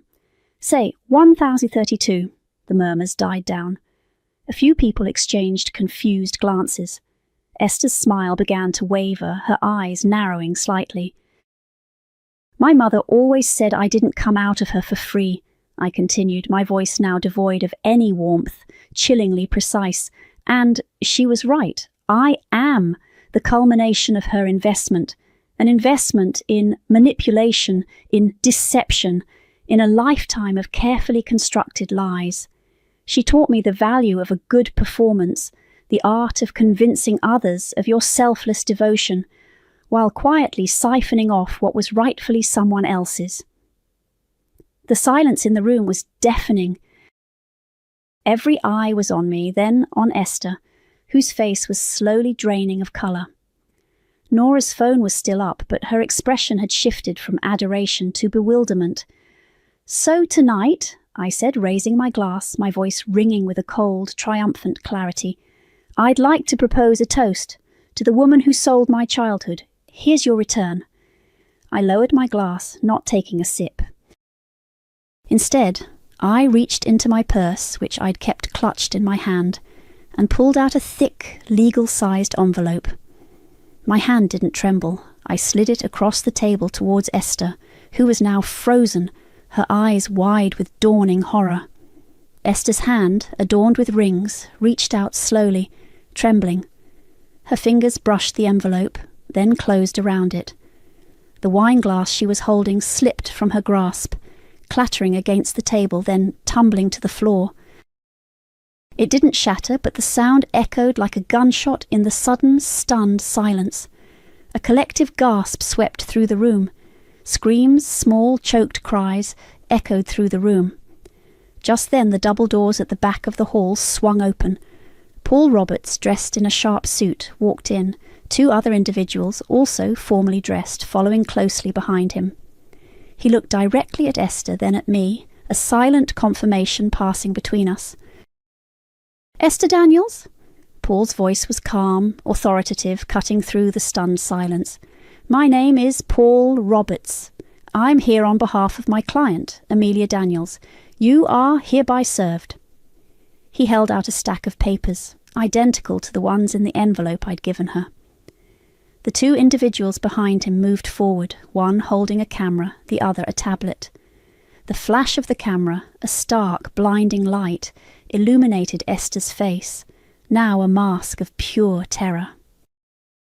The family reunion devolved into chaos. Esther, clutching the legal documents, let out a strangled cry. Nora, still holding her phone, looked between Esther and me, her face a mask of utter disbelief. Relatives whispered, pointed, and some, like Alyssa, simply watched, their expressions unreadable. Paul, efficient and unyielding, explained the charges: elder fraud, will tampering, restitution for stolen inheritance. He handed Esther a second set of papers, a temporary restraining order preventing her from accessing her assets. Her accounts were frozen immediately. Her house, the one she'd guilted me into helping pay for, was placed under probate review, its ownership now contested. The carefully constructed facade of her life, built on decades of lies, crumbled in an instant. I watched it all, a detached observer. Esther tried to rally, to play the victim. "Amelia, how could you? Your own mother." "This is a misunderstanding. She's confused." Her voice was shrill, desperate, but it lacked its usual manipulative charm. The spell was broken. Nora, bless her naive heart, rushed to Esther's side. "Aunt Esther, what's happening? Amelia, what are you doing?" I met Nora's gaze, my expression unyielding. "I'm simply showing her the real cost of her actions, Nora. Something she's never had to pay before." Esther was escorted away by Paul's associates, her protests growing weaker, her carefully coiffed hair now slightly askew. The family reunion, once a stage for her performance, had become the scene of her public undoing. In the days and weeks that followed, the unravelling continued. Esther, stripped of her financial leverage and her carefully crafted image, tried to regain control. She posted tearful pleas on social media, claiming I was a vindictive, ungrateful daughter, that I was trying to ruin her life. She even tried to garner sympathy at church, weaving a narrative of betrayal and a daughter's heartless cruelty. But the narrative didn't stick this time. Too many people had witnessed the scene at the reunion. Too many had seen the legal documents, the cold, hard facts. Alyssa, quietly, had begun to share her own version of the truth with trusted family members, corroborating my claims. The whispers turned into open conversations. The side eyes turned into knowing glances. Esther's carefully cultivated image of the selfless, struggling single mother shattered into a million pieces. I remained silent. I didn't engage with her social media posts, didn't respond to the frantic texts from confused relatives. I just watched. I watched as her friends distanced themselves, as her church community, once her most loyal audience, began to look at her with suspicion instead of adoration. The calls for prayer for her ungrateful daughter dwindled. Paul kept me updated. The evidence was overwhelming. The forged signatures, the financial paper trail, Alyssa's testimony. It was all airtight. The court was moving swiftly. The restitution amount, calculated from the original inheritance, compounded interest, and the value of the stolen items like my father's medals, which Paul's team had managed to trace to a pawn shop and recover, was substantial. It would essentially strip Esther of everything she had. Then one evening my phone rang. An unknown number. I knew it was her. I let it ring twice, then answered. "Amelia?"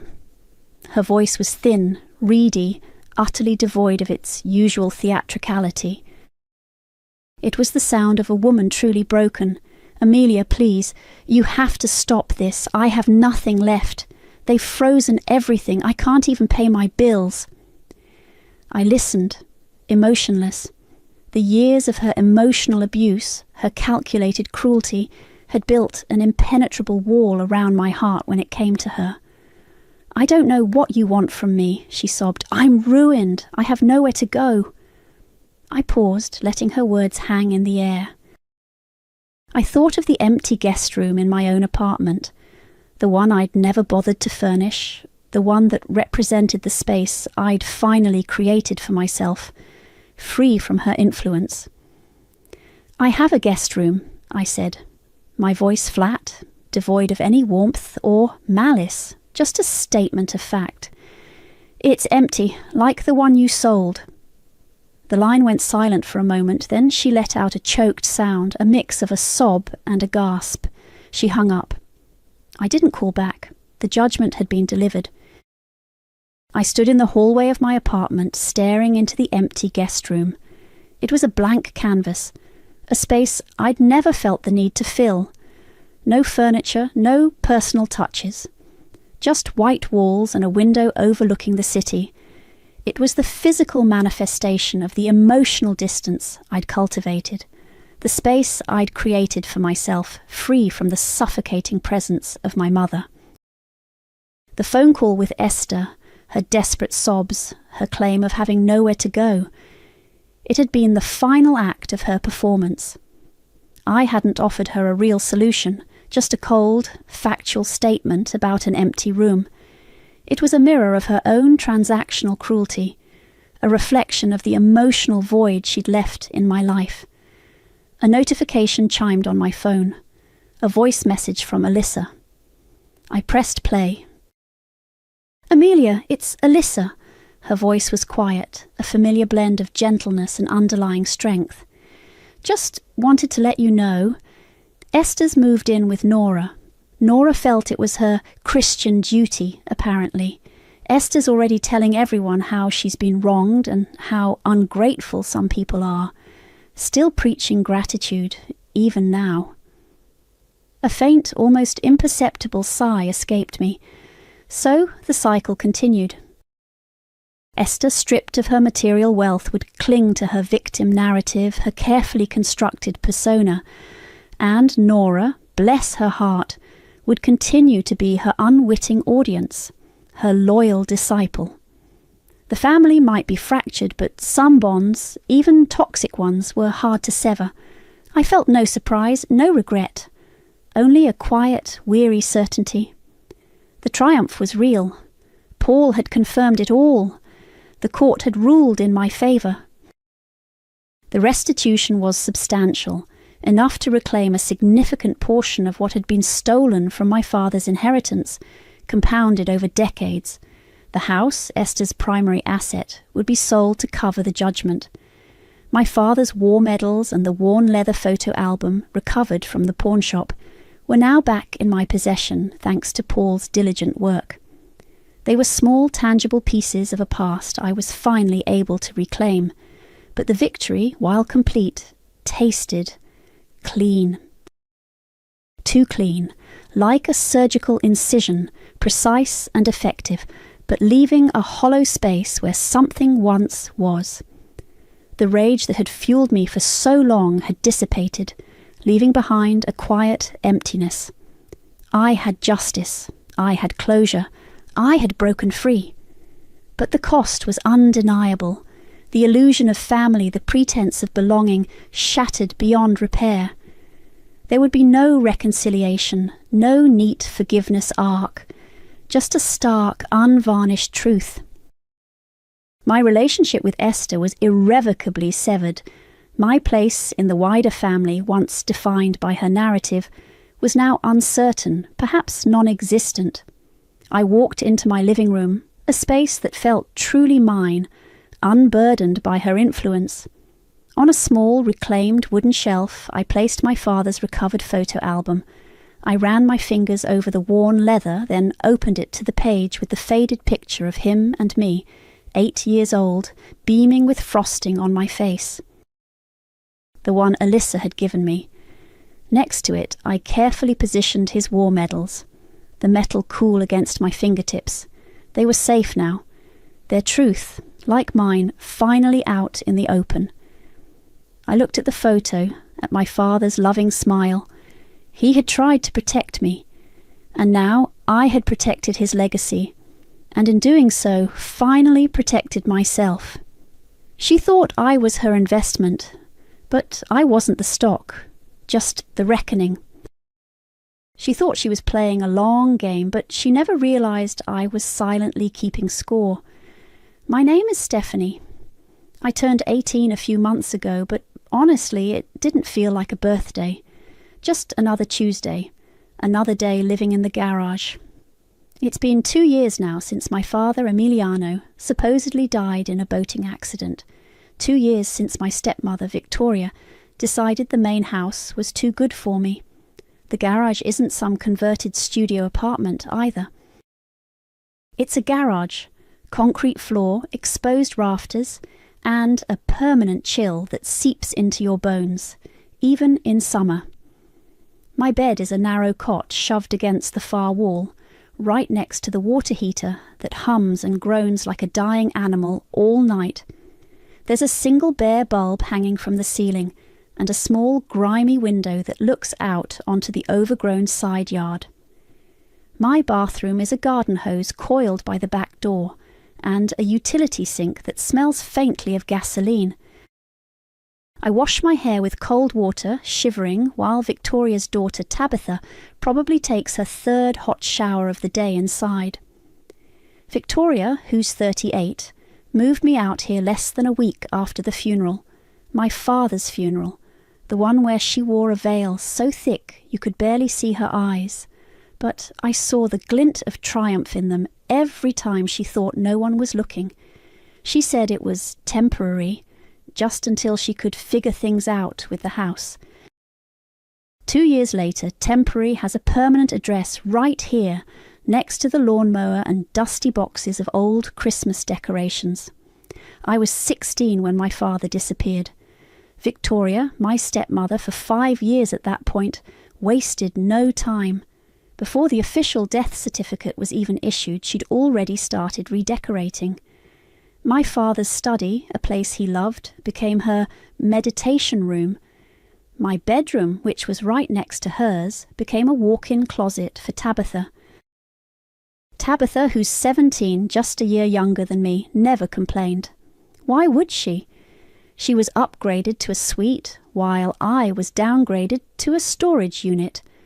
I still remember Tabitha's 17th birthday, just a few months ago. The house was packed, fairy lights strung from the oak trees, a DJ blasting pop music, and a caterer serving mini quiches on silver platters. Tabitha, in a sparkly dress, laughed with her friends by the pool while I was inside, wiping down tables in the kitchen. Victoria, dressed in something expensive and slinky, kept barking orders at me, making sure I was seen as the help, not the daughter. Stephanie, more ice, "Stephanie, clear these glasses." When I walked past Tabitha, she caught my eye, smirked, and then dramatically fanned herself with a napkin as if my presence was making her sweat. That's Tabitha, a perfect mirror of her mother's cruelty, just younger and with less finesse. Victoria always made sure everyone knew I was Emiliano's daughter from his first marriage, as if that made me less family, less deserving. She'd say it with a sigh, a little shake of her head, as if she was burdened by my existence, and the house, my father's house, became her kingdom. She ruled it with an iron fist, and I was the unwanted peasant in the outbuilding. But Victoria didn't know the biggest secret. The one that kept me going through the cold nights and the endless humiliations. My father isn't dead. He's alive. We communicate through encrypted emails, short-coded messages sent late at night when Victoria and Tabitha are asleep. He tells me to be patient, to watch, to learn. He tells me he's building a case, that he faked his death to expose Victoria's true nature. Sometimes he sends me a picture of a sunrise from somewhere far away, or a cryptic message about the plan. Those emails are my lifeline, my only hope. They're the reason I haven't crumbled. They're the reason I'm still here, enduring the garage, enduring Victoria's sneers, enduring Tabitha's petty torments. She thinks she's won. She thinks she's playing a long game, but she never realised I was silently keeping score. Victoria didn't waste any time. The ink was barely dry on the death certificate, and she was already liquidating my father's assets. Not the big stuff, not yet, but the smaller, more personal things. His vintage watch collection, the antique globe in his study, even the expensive fishing gear he'd loved. She held a private sale for friends, which was just an excuse to show off her new widow status and pocket some cash. I watched from the garage window as cars pulled up, familiar faces of people who used to visit when my father was alive, now here to pick through his life like vultures. A few weeks after that, she decided to throw a memorial gala. Not a quiet remembrance, but a full-blown party. Victoria loved an audience. She wanted to impress everyone, to show them how gracefully she was handling her grief, how strong she was. The invitation said, a celebration of Emiliano's life, but it felt more like a coronation for Victoria. She spent a fortune on caterers, florists, and a string quartet. The house, my father's house, was transformed into a glittering stage for her performance. My role, of course, was not as a guest. Victoria made that clear. "Stephanie, you can help the caterers," she'd said, her voice dripping with false sweetness. "It'll be good for you to be productive." So, while Victoria floated around in a black designer gown, accepting condolences and dabbing at her eyes with a lace handkerchief, I was in the kitchen, refilling ice buckets and carrying trays of champagne. I wore a plain black dress, the only one I owned that wasn't stained or too small, and kept my head down. I saw Kimberly Mitchell there, Victoria's friend, the one who always had a new piece of gossip to share. She was fawning over Victoria, clucking about how brave she was. I also spotted Thaddeus Williamson, my father's business partner. He was a man in his 50s, always impeccably dressed, with a stern face that rarely cracked a smile. He and my father had built their company from the ground up. Victoria was glued to his side for most of the night, laughing a little too loudly at his jokes, touching his arm a little too often. It was obvious she was trying to cozy up to him, to consolidate her power, to make sure his loyalty shifted from my father to her. "He left me everything, Thaddeus," I heard her whisper to him at one point, her voice thick with fake emotion. "Every single thing. I just don't know how I'll manage it all without him." She dabbed her eyes again, but her gaze was sharp, calculating, fixed on Thaddeus's reaction. He just nodded, his expression unreadable. I moved through the crowd like a ghost, serving drinks, clearing plates, my ears open. I heard snippets of conversations. Such a tragedy. Victoria is so strong. Emiliano was a good man, but Victoria truly held everything together. It was a chorus of lies, a performance for the benefit of the wealthy and influential. As the night wore on and the last of the guests began to trickle out, Victoria finally let her guard down. She was in the living room, kicking off her heels, talking to Kimberly. They thought they were alone, but I was just around the corner collecting discarded napkins. "Honestly, Kim," Victoria sighed, stretching luxuriously, "it's exhausting pretending to be so heartbroken. But it worked, didn't it? Everyone bought it. And Thaddeus, he's practically eating out of my hand." She laughed, a harsh, unfeeling sound. "Emiliano was so sentimental. Always talking about legacy and family. But in the end, he left me everything. The house, the businesses, the accounts, all mine." She paused, then added, "That little brat Stephanie thinks she's owed something. As if. She got nothing. Absolutely nothing." My blood ran cold, but I kept my face blank. This was it. This was the proof I needed. I had a tiny voice recorder, no bigger than my thumb, hidden in the pocket of my dress.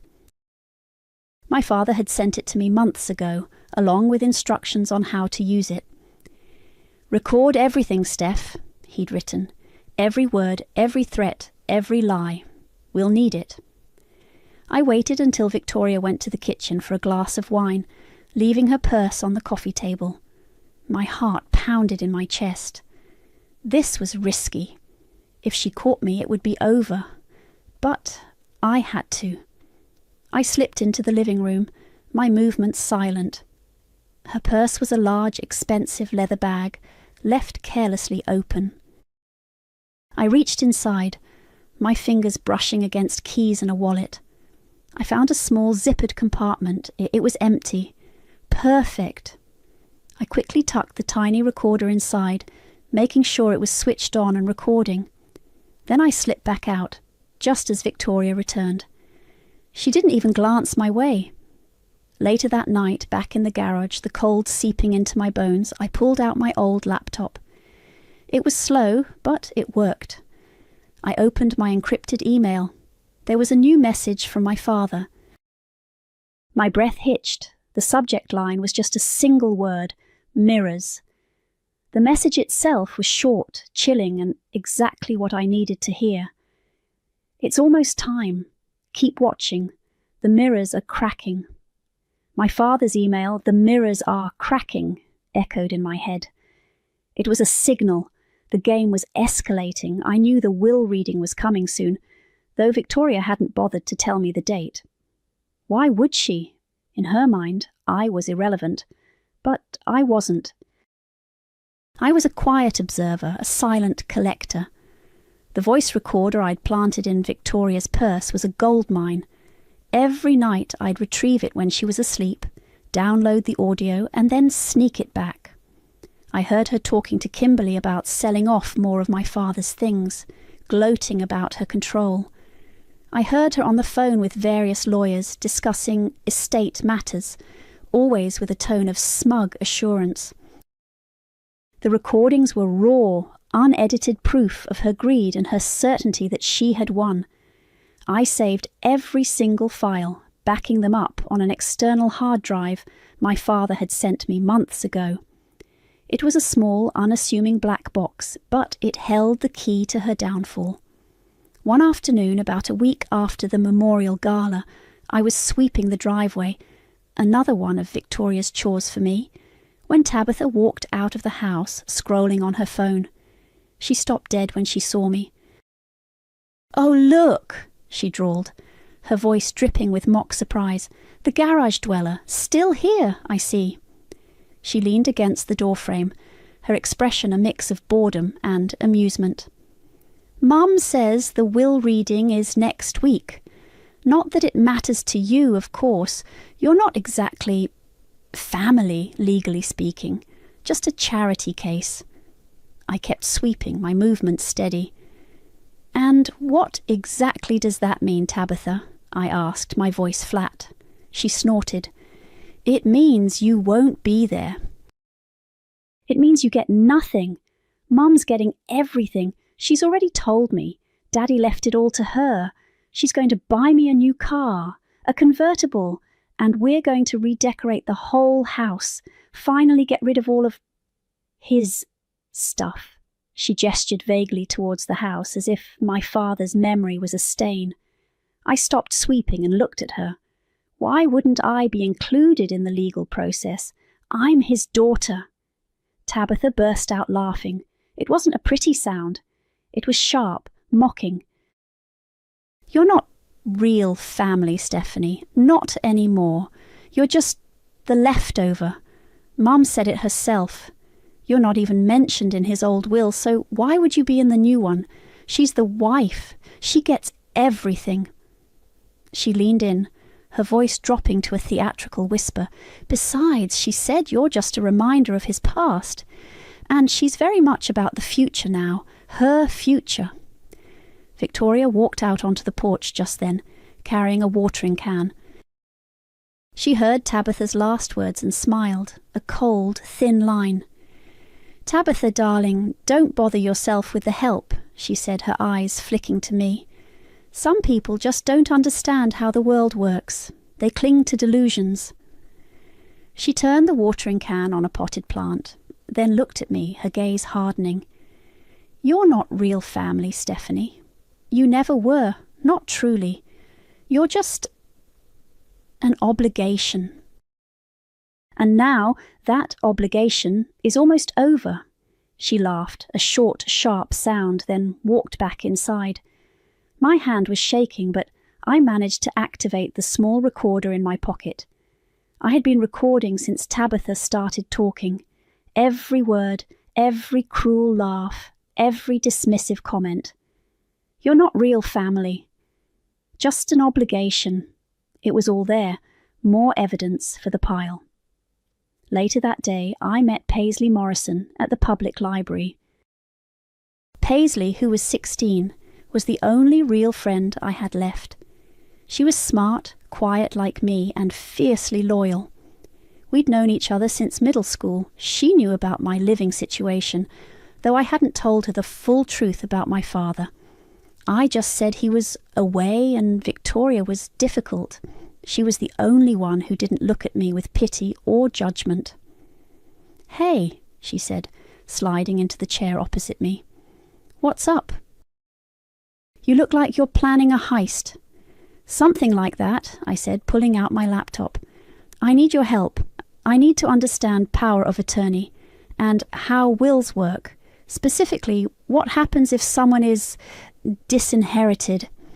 Paisley's eyebrows shot up, but she didn't ask questions. She just nodded. "Okay, let's hit the legal databases. What exactly are you looking for?" For the next 2 hours, we dove into legal jargon, case studies, and state laws. Paisley was brilliant, quickly grasping complex concepts and pointing me to relevant sections. We found out about different types of power of attorney, how they could be revoked, and how they related to estate planning. It was dense, but crucial. When I got back to the garage that night, exhausted but with a clearer understanding of the legal landscape, I found a small package taped to the inside of the garage door. It was wrapped in plain brown paper, addressed to me in my father's distinctive handwriting. My heart hammered. He never sent physical mail. Inside, nestled in bubble wrap, was a sleek black USB drive. No labels, no markings, just a tiny blinking light. And a small, folded note. "Stephanie, this is it, the last piece. Watch it alone. It's locked. The password is your mother's maiden name, all lowercase. Be strong. I always knew you would be. Love, Dad." I inserted the USB into my laptop, my hands trembling. A single video file appeared. I typed in my mother's maiden name, a name I hadn't heard spoken aloud in years. The file opened. My father's face filled the screen. He looked older, tired, but his eyes were clear, full of a fierce determination. He was sitting in what looked like a small, sparsely furnished room. Behind him a window showed a glimpse of an unfamiliar city skyline. "Stephanie," he began, his voice low and steady, "if you're watching this, it means the time has come.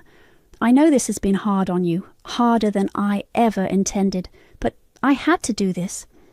Victoria, she's not who she seems. She's a predator, and I needed to expose her to protect what's ours, and to protect you." He took a breath. "The boating accident, it wasn't an accident. I staged it. I knew she was planning something, I just didn't know what. I needed to disappear, to watch her, to gather irrefutable proof of her greed and her true intentions. I needed to see who would stand by me and who would betray me." He paused, his gaze fixed on the camera, as if looking directly into my eyes. "You, my daughter, you never wavered. You stayed strong. You kept my secret. You endured. I always knew you had my blood, my resilience. You have proven yourself worthy of everything, more than worthy." My vision blurred with tears. 2 years of silent suffering, of pretending, of being treated like dirt. And he had seen it all. He had trusted me. "Victoria thinks she's won," my father continued, his voice hardening. "She thinks she controls everything. But she's walking into a trap, Stephanie. A trap I've been setting for years. And you, my brave girl, are the key to springing it." The video ended. I sat there stunned, the words echoing in the silent garage. He had faked his death. He had trusted me. And now it was time. The video from my father played on a loop in my mind. He was alive. He trusted me. The weight of 2 years of pretense, of being the garage dweller, suddenly felt lighter. I wasn't just surviving. I was part of a plan. A very elaborate, very dangerous plan. Victoria, meanwhile, was living her best life. She'd completely taken over my father's home office, a room that used to be a sanctuary of quiet work and thoughtful decisions. Now it reeked of her expensive perfume and the clack of her high heels on the hardwood floor. She'd replaced his sturdy mahogany desk with a sleek modern glass one, and his leather-bound books with glossy fashion magazines. She spent hours in there, on the phone, managing the businesses my father had built. In reality, she was just liquidating more assets, selling off shares, and making rash decisions that would have made my father furious. Thaddeus Williamson became a regular visitor. Victoria would invite him over for business dinners, which were really just excuses for her to flirt openly and try to charm him. I'd hear her laughter from the kitchen as I prepared their meals, or from the living room as I cleaned. She'd dress in revealing clothes, leaning close to him, her hand often resting on his arm. She was trying to consolidate her power, not just through legal means, but by seducing his business partner. Thaddeus, to his credit, remained professional, though I noticed a flicker of discomfort in his eyes sometimes when Victoria got too overt. He was a shrewd businessman, not a fool. One morning I overheard Victoria on the phone in the office, her voice hushed but excited. "Yes, the beach cabin. It's just sitting there, losing value. I'm going to sell it.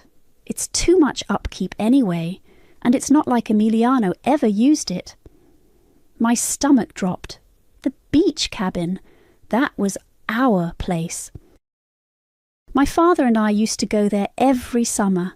It was where he taught me how to fish, how to build a bonfire, how to skip stones across the water. It held so many memories. It was the one place Victoria hadn't touched, probably because it was too far out of the way for her to bother with. Later that day I saw her in the kitchen, signing a stack of papers. She was rushing, clearly trying to get something done before Thaddeus arrived for dinner. She signed one document, then paused, frowning. Damn it, she muttered. I need Emiliano's signature for this one. This old power of attorney is a mess.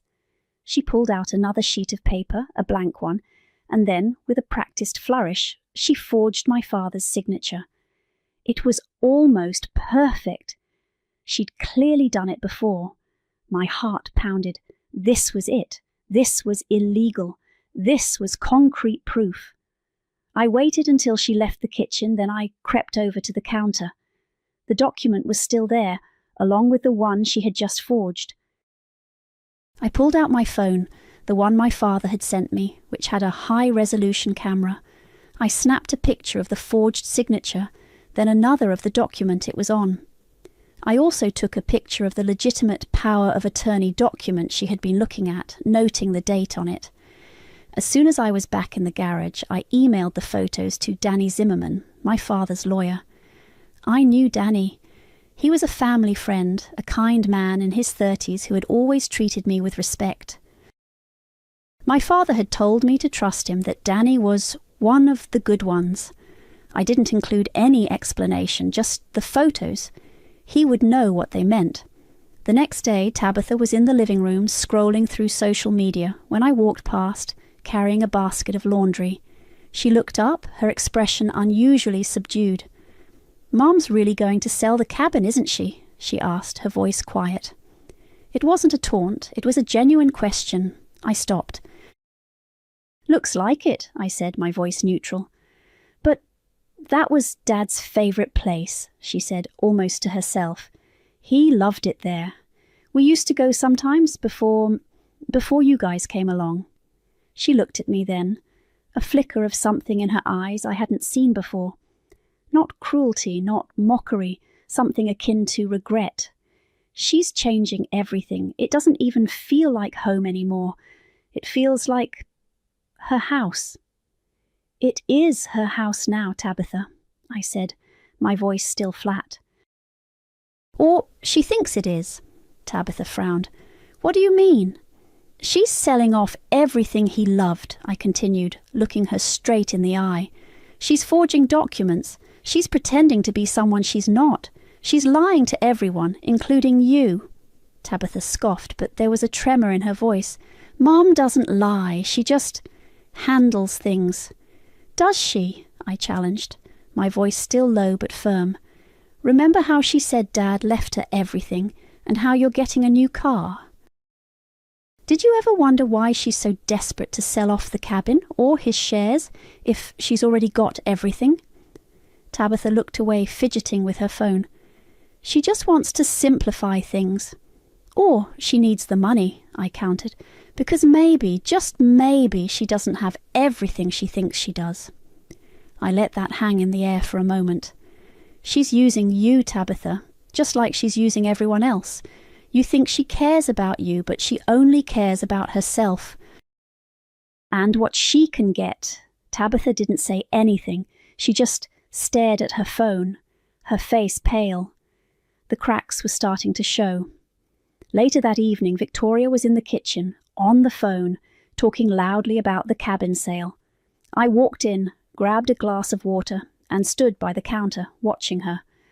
When she hung up, she turned to me, a triumphant smirk on her face. "Good news, Stephanie," she chirped, though her eyes were cold. "The cabin sale is moving forward. Soon that last little piece of your father's sentimentality will be gone. No more reminders." I took a slow sip of water, then met her gaze. "Sell the cabin," I said, my voice quiet, steady, "and you sell your freedom." Her smirk vanished, her eyes narrowed.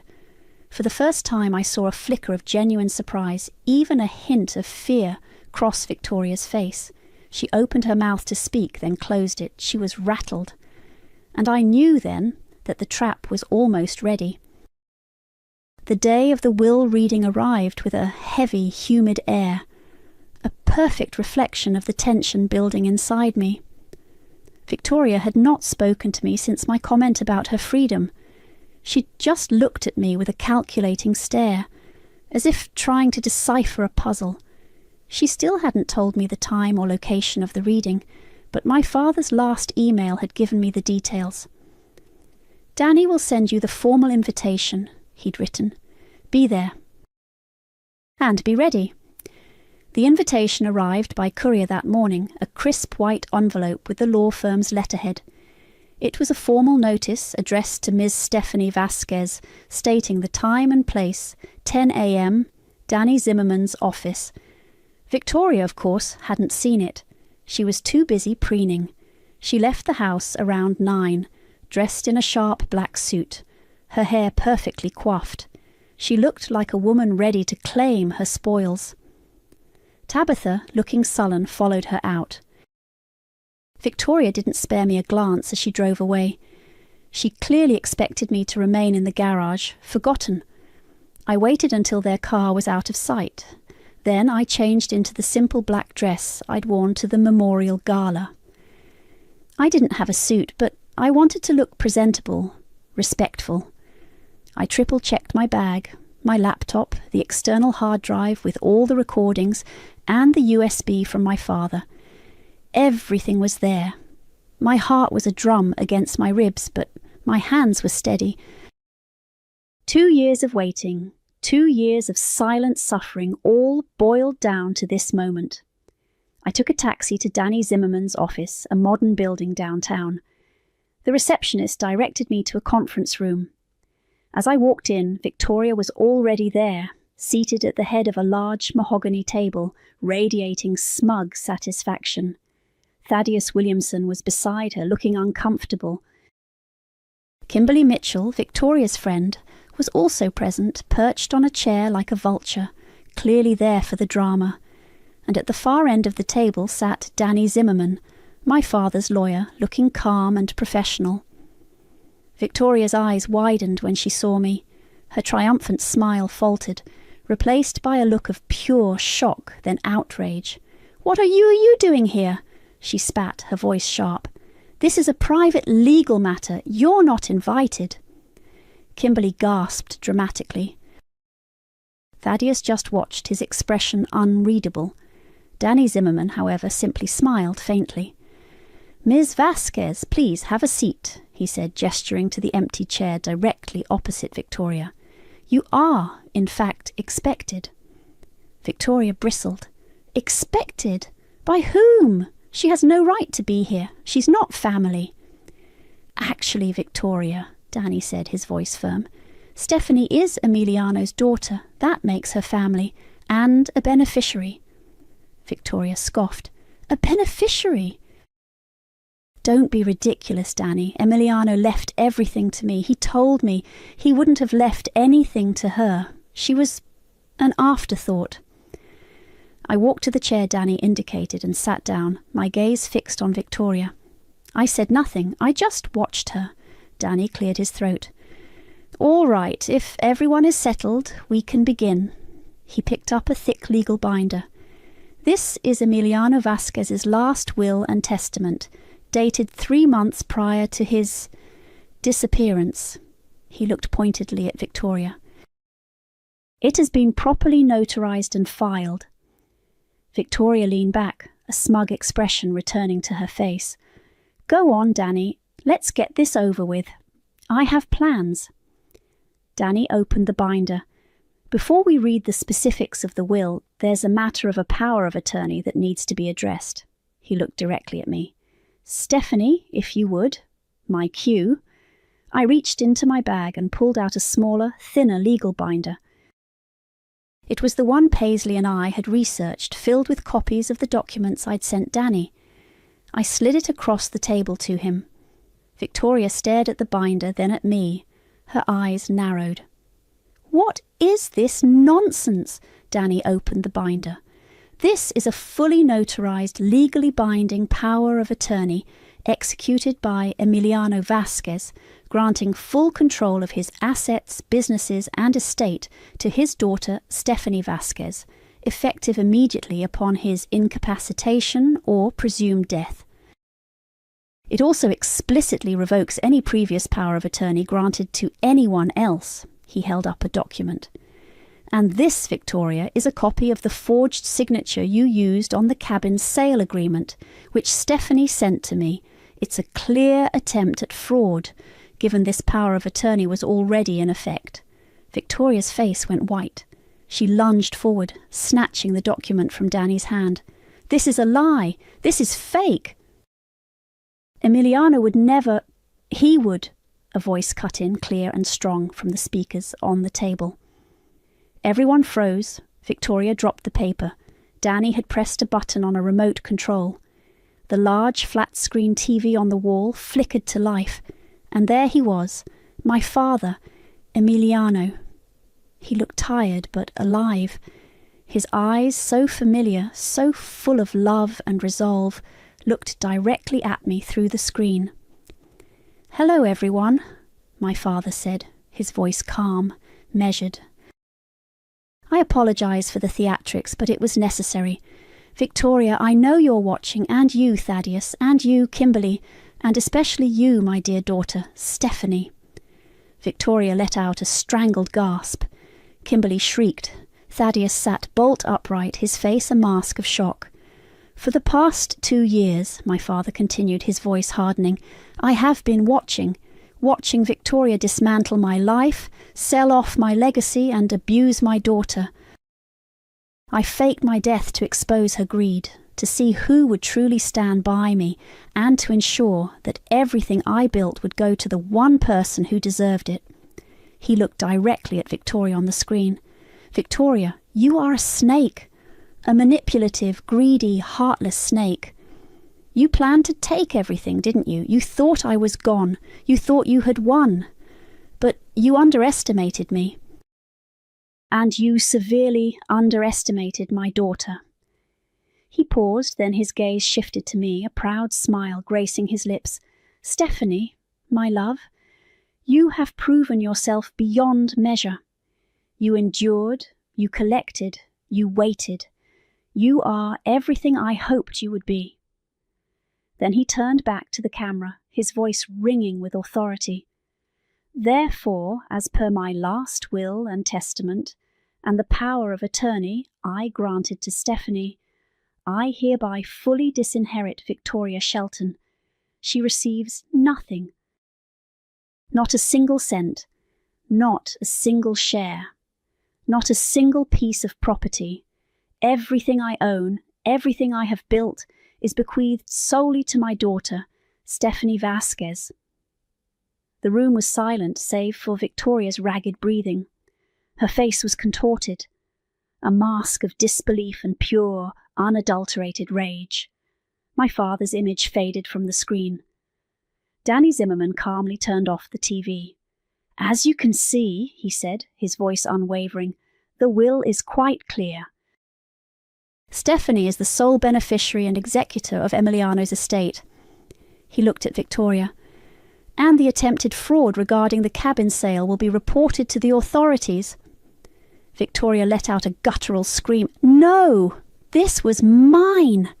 She lunged across the table, her eyes wild, her hands reaching for me. "You little bitch! You stole everything!" Before she could reach me, 2 security guards, who must have been waiting outside, rushed into the room. They quickly grabbed Victoria, restraining her flailing arms. She struggled against them, screaming obscenities, her face purple with fury. "Let go of me! This is a set-up! This is illegal! She manipulated him! He's unstable!" She shrieked as the guards began to escort her out of the room. "I'll sue you all! This was mine!" Her voice faded as they pulled her out, her screams echoing down the hallway. The room was left in stunned silence, save for Kimberly's soft whimpers and Thaddeus's heavy breathing. I sat there watching the empty doorway where Victoria had disappeared. My hands were still steady. My face, I knew, was probably blank. The years of quiet suffering, the tactical patience, had finally paid off. But there was no joy, no triumph, only a cold, hollow sense of completion. The silence after Victoria was dragged out of Danny's office was deafening. Kimberly Mitchell, looking pale and shaken, muttered something about needing air and practically ran out. Thaddeus Williamson, however, stayed. He looked at me, then at Danny, then back at me, a complicated expression on his face. "Stephanie," he said, his voice low, I had no idea. Emiliano, he's alive." "He is," I confirmed, my voice still flat. The adrenaline was wearing off, leaving me feeling strangely hollow. Danny closed the will binder. "Thaddeus, I'm sure you have questions.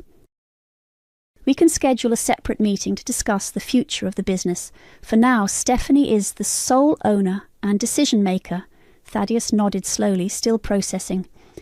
"Of course. My apologies, Stephanie. I regret my misjudgment." He looked genuinely contrite. "Emiliano always said you were sharp. He was right." He rose, gave me a respectful nod, and left. Danny turned to me. "Are you all right, Stephanie?" "I'm fine," I said, though my hands were still trembling slightly. "What happens now?" "Victoria will undoubtedly challenge the will," Danny explained, leaning back in his chair. "She'll argue that Emiliano was unstable, that you manipulated him, that the power of attorney is fraudulent. She'll try every trick in the book, but we have everything: the video testimony, the notarized power of attorney, the evidence of her forgery. It's a strong case." He paused, looking at me with a mixture of admiration and concern. "This won't be easy, Stephanie. She's not going to give up without a fight." And he was right. The very next day, the legal notices started arriving. Victoria, from jail where she was being held on the forgery charge, immediately filed a motion to challenge the will. Her lawyer, a notoriously aggressive litigator, claimed Emiliano was mentally incapacitated and that I had unduly influenced him. The headlines in the local papers were sensational. "Missing millionaire alive. Stepmother accused of fraud. Teen heiress in will battle." The house felt different when I returned. Victoria was gone, replaced by a strange, unsettling quiet. Tabitha was still there, though. I found her huddled in the living room, curled up on the sofa, her face tear-streaked. She looked like a lost child, not the cruel princess I knew. "She's going to jail, isn't she?" Tabitha whispered, her voice raw. I sat down in an armchair opposite her. "The police arrested her for forgery. And now she's challenging the will." Tabitha buried her face in her hands. "It's all true, isn't it? What you said about her lying, about everything." She looked up, her eyes red and swollen. She told me he was dead. She said he was a terrible father, that he abandoned us. She said he left her everything because he felt guilty." "She said a lot of things, Tabitha," I said, my voice softer than I intended. "She planned it all," Tabitha blurted out, her voice cracking. "From the beginning. She knew he was going to fake his death. She helped him. She told him it was a good idea, a way to get away from the pressure. But really, she just wanted him gone so she could take everything. She told me she'd make sure I was taken care of, that we'd be rich." My breath hitched. "She knew?" Tabitha nodded, tears streaming down her face. "Yes! She was on the phone with him, planning it. She even told him where to stage the accident. She said it would be believable. She was excited about it, Stephanie. Excited." She started to sob. "She made me promise not to tell anyone. She said it was our secret. And then she just started being awful to you, and I just went along with it. I'm so sorry, Stephanie. I'm so sorry." She reached into her pocket, her hand shaking, and pulled out her phone. "Listen to this. I recorded her. A few weeks ago, when she was talking to Kimberly, she was bragging about it. About how she helped Emiliano disappear. She said it was the perfect plan to get rid of him and get his money." She pressed play. A familiar cold voice filled the room. It was Victoria, laughing. "And he actually thought I was helping him get away from the stress. The fool! I practically handed him the boat and told him where to sink it. Best decision I ever made. Now everything's mine, and he's out of the picture for good. And that little brat Stephanie, she's just a sad reminder. Good riddance to both of them." The recording ended. My blood ran cold. She hadn't just taken advantage of his staged death. She had been complicit in it. She had encouraged it, perhaps even orchestrated the details, believing he would truly disappear forever. This was beyond greed. This was malicious intent. Tabitha looked at me, her eyes pleading. Please, Stephanie, I know I've been awful, but I didn't know it was this bad. I didn't know she was this evil. I can give you this. It's proof. My mind raced. Forgive her. Use her. The years of cruelty, the garage, the humiliation. It all flashed before my eyes, but this recording, this was the final nail in Victoria's coffin. It wasn't just fraud anymore. It was conspiracy. I took Tabitha's phone. Thank you, Tabitha, I said, my voice flat. This changes everything. I immediately called Danny. I have something you need to hear, I told him, my voice steady. From Tabitha. After the call, I didn't just send the recording to Danny, I also emailed it anonymously to several local news outlets. Let the perfect plan be exposed to the world. Let the mirrors truly shatter. The leaked voice memo hit the news like a bomb. Victoria Shelton knew about husband's faked death, blared one headline.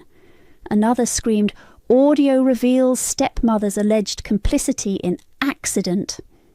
The story went viral, local news stations picking it up, then national outlets.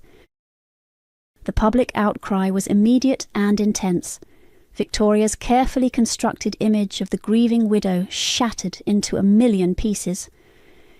The court hearing for Victoria's challenge to the will was scheduled quickly, expedited due to the new evidence and public interest. The courtroom was packed. Reporters jostled for space, cameras flashed, and the air crackled with anticipation. Victoria, looking haggard and furious, was brought in from jail, flanked by her lawyer. She shot daggers at me when she saw me sitting beside Danny. Tabitha was not in the courtroom. I hadn't asked her to be, and she hadn't offered. Danny started by presenting the notarized power of attorney, the video testimony from my father, and the evidence of Victoria's forgery. He painted a clear picture of Victoria's greed and manipulation. Victoria's lawyer, a slick man named Mr. Davies, argued vehemently, calling my father's video unreliable and the ramblings of a man under duress. He tried to paint me as a cunning manipulator, taking advantage of an ailing father. Then Danny played the voice memo. Victoria's voice, clear as a bell, bragging about helping my father stage his death, about getting rid of him. A collective gasp went through the courtroom. Victoria's face went from pale to crimson. Mr. Davies looked visibly shaken. Your Honour, Danny said, his voice ringing through the silent courtroom, we have one final piece of evidence, a witness, who will confirm everything stated in the video testimony and the audio recording. He turned to the judge. We request a secure video link to a witness who, for his own safety, cannot be physically present in court. Mr. Davies immediately objected, calling it unprecedented and a theatrical stunt. But the judge, clearly intrigued and perhaps swayed by the overwhelming evidence already presented, allowed it. A large screen was lowered in the courtroom. The room held its breath. Then the screen flickered to life. And there he was, my father, Emiliano. He looked stronger than in the USB video, healthier, though still clearly not in his usual element. He was sitting in a well-lit room, the background blurred to obscure his location. Victoria let out a strangled cry. Emiliano, you're alive! You bastard! My father ignored her. He looked directly at the judge, his gaze steady. Your Honour, my name is Emiliano Vasquez. I am Stephanie Vasquez's father, and I am very much alive. A murmur swept through the courtroom. Reporters began furiously typing. I staged my death 2 years ago, my father continued, his voice calm and clear, because I suspected my wife, Victoria Shelton, was planning to defraud me. I needed to observe her actions to gather irrefutable proof of her true character and to protect my legacy and my daughter. He recounted his plan, the details of the staged boating accident, the careful steps he took to disappear. He explained how he had been in secret contact with me, how I had gathered evidence, how I had sent him the forged documents. He confirmed that the power of attorney he granted me was legitimate and that he had indeed disinherited Victoria. Then he looked directly at Victoria on the screen, his eyes cold. Victoria, you were not just greedy. You were complicit. You encouraged my disappearance, believing it would be permanent. You thought you could take everything and that I would never return. You abused my daughter, forcing her to live in a garage, treating her like a servant, all while you squandered what you believed was yours. His gaze shifted to me, softening. Stephanie, my dear daughter, you are the only person who stayed loyal. You held my secret, you endured, and you fought for what was right. You have proven yourself worthy of everything I have. You are my true legacy. He turned back to the judge. Your Honour, I formally and unequivocally strip Victoria Shelton of all rights, all claims, and all association with my estate, my businesses, and my family. My will, as read by my lawyer, Mr. Zimmerman, stands. Everything I own, everything I built, belongs to my daughter, Stephanie Vasquez. He paused, then added, and I request that the court grant Stephanie full legal guardianship of Tabitha Shelton, as Victoria is clearly unfit to be a parent. The courtroom erupted. Victoria screamed, "No, you can't! She's my daughter! You can't do this!" She struggled against the bailiffs who were now holding her more firmly. The judge banged his gavel repeatedly. "Order! Order in the court!" After the chaos subsided, the judge, looking grim, made his ruling. Given the overwhelming evidence, including the live testimony of Mr. Emiliano Vasquez, the court finds that the will presented by Mr. Zimmerman is valid and binding. All previous claims and challenges by Victoria Shelton are hereby dismissed. He looked at Victoria, his expression stern. Furthermore, given the evidence of fraud, complicity in a staged disappearance, and the clear pattern of abuse towards Miss Stephanie Vasquez, this court finds Victoria Shelton unfit for guardianship. Legal guardianship of Tabitha Shelton is hereby granted to Ms. Stephanie Vasquez, effective immediately. Victoria let out a primal scream, a sound of pure, unadulterated rage and defeat. "You haven't won, Stephanie. You needed to become me to win. You're just like me," she shrieked, her voice hoarse, as bailiffs dragged her out of the courtroom. The judge then addressed me. "Ms. Vasquez, the estate, the full business holdings, and legal guardianship of Tabitha Shelton are now legally yours." Everything Victoria had stolen was returned. The house, the businesses, the money, even Tabitha's future. It was all mine. The years of suffering, the quiet endurance, the careful planning.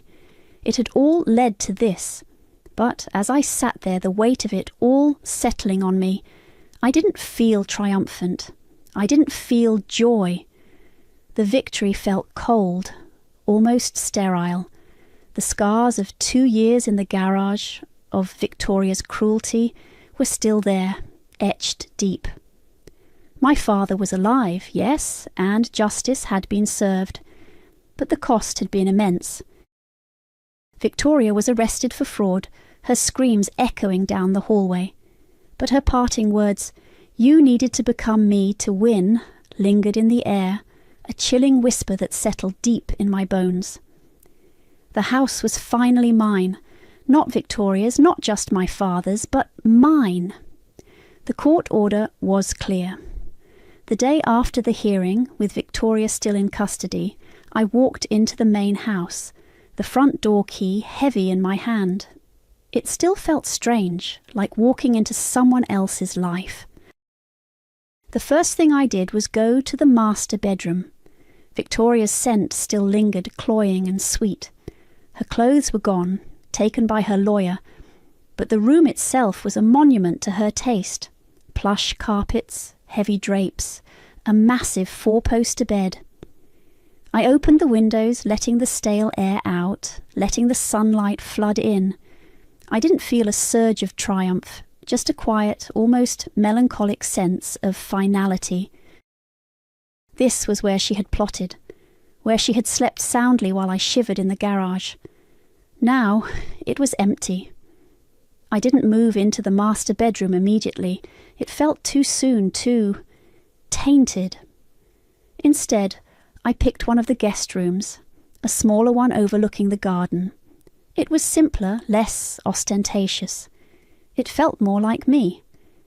Tabitha was still in the house. She moved around quietly, a ghost in her own home. She didn't try to talk much, just offered small, tentative apologies. "Can I help with anything, Stephanie?" she'd ask, or "I made coffee if you want some." She kept to her room, one of the larger guest suites, and only came out for meals. The spoiled, cruel princess was gone, replaced by a subdued, almost fragile girl. She was 17, still a minor, and now, legally, my responsibility. I didn't know what to do with her. The thought of forgiving her felt impossible, the memory of her sneers and complicity still too fresh. But the sight of her, so lost and genuinely remorseful, was unsettling. She wasn't Victoria. She was just a kid who had been manipulated by her mother, just like I had been, maybe even more so. I didn't offer comfort, but I didn't push her away either. We existed in a fragile truce, two survivors of Victoria's wreckage. Victoria, true to form, didn't give up. From jail, she filed appeal after appeal, claiming prosecutorial misconduct, a biased judge, and a grand conspiracy orchestrated by my father and me. Her lawyer was relentless, but Danny was better. He systematically dismantled every one of her claims. The news cycle moved on, but the legal battle dragged, a constant, irritating hum in the background of my new life. And my father, Emiliano. After his court appearance, he disappeared again. He sent me a single encrypted email a few days later. "The mission is accomplished, my brave girl. The business is yours. The house is yours. Your future is yours. I will be in touch, but for now, you are in charge. You earned this. Live it fully. Love, Dad." He left me in charge, for good. The weight of his legacy, the businesses he'd built, the estate he'd protected, settled squarely on my shoulders. It was overwhelming. I spent hours in his old study, now truly mine, going through documents, meeting with Thaddeus Williamson, who was now unequivocally on my side and proving to be an invaluable resource. He helped me understand the intricacies of the company, the investments, the employees. He treated me with respect, a stark contrast to how he'd treated Victoria. One evening, a few weeks after the court ruling, I finally moved into the master bedroom. I stripped it bare, removing every trace of Victoria. I had the walls repainted a soft, neutral grey. I bought new, simple furniture. It was still a large room, but now it felt like a blank canvas, waiting for my life to begin. I stood in front of the full-length mirror, the one Victoria had preened in. My reflection stared back. I was 18 now, almost 19. My face was thinner, my eyes held a depth they hadn't before. I saw the resilience my father spoke of, the quiet strength I had cultivated in the garage. But I also saw something else. A hardness around my mouth, a coldness in my gaze that hadn't been there before. Victoria's parting words echoed. "You needed to become me to win." Had I? Had the years of calculating, of observing, of waiting for the perfect moment to strike, turned me into something like her? Not the overt cruelty, not the desperate need for attention, but the cold, strategic detachment, the willingness to play a long game, to hit where it hurts most. Tabitha came to me a few days later. She had been quiet, but now she looked at me with a flicker of hope. "Stephanie," she began, I want to go back to school, and maybe get a job. I want to earn my own way." I looked at her, truly looked at her. She was still young, still had a chance to be different. "Okay, Tabitha," I said, "we can make that happen." It wasn't forgiveness, not yet, but it was a beginning, a fragile thread of trust, slowly being rewoven. Revenge gave me justice. It gave me back what was rightfully mine, but it also, just maybe, it passed down the crown. And karma, she doesn't forget. Even when you win,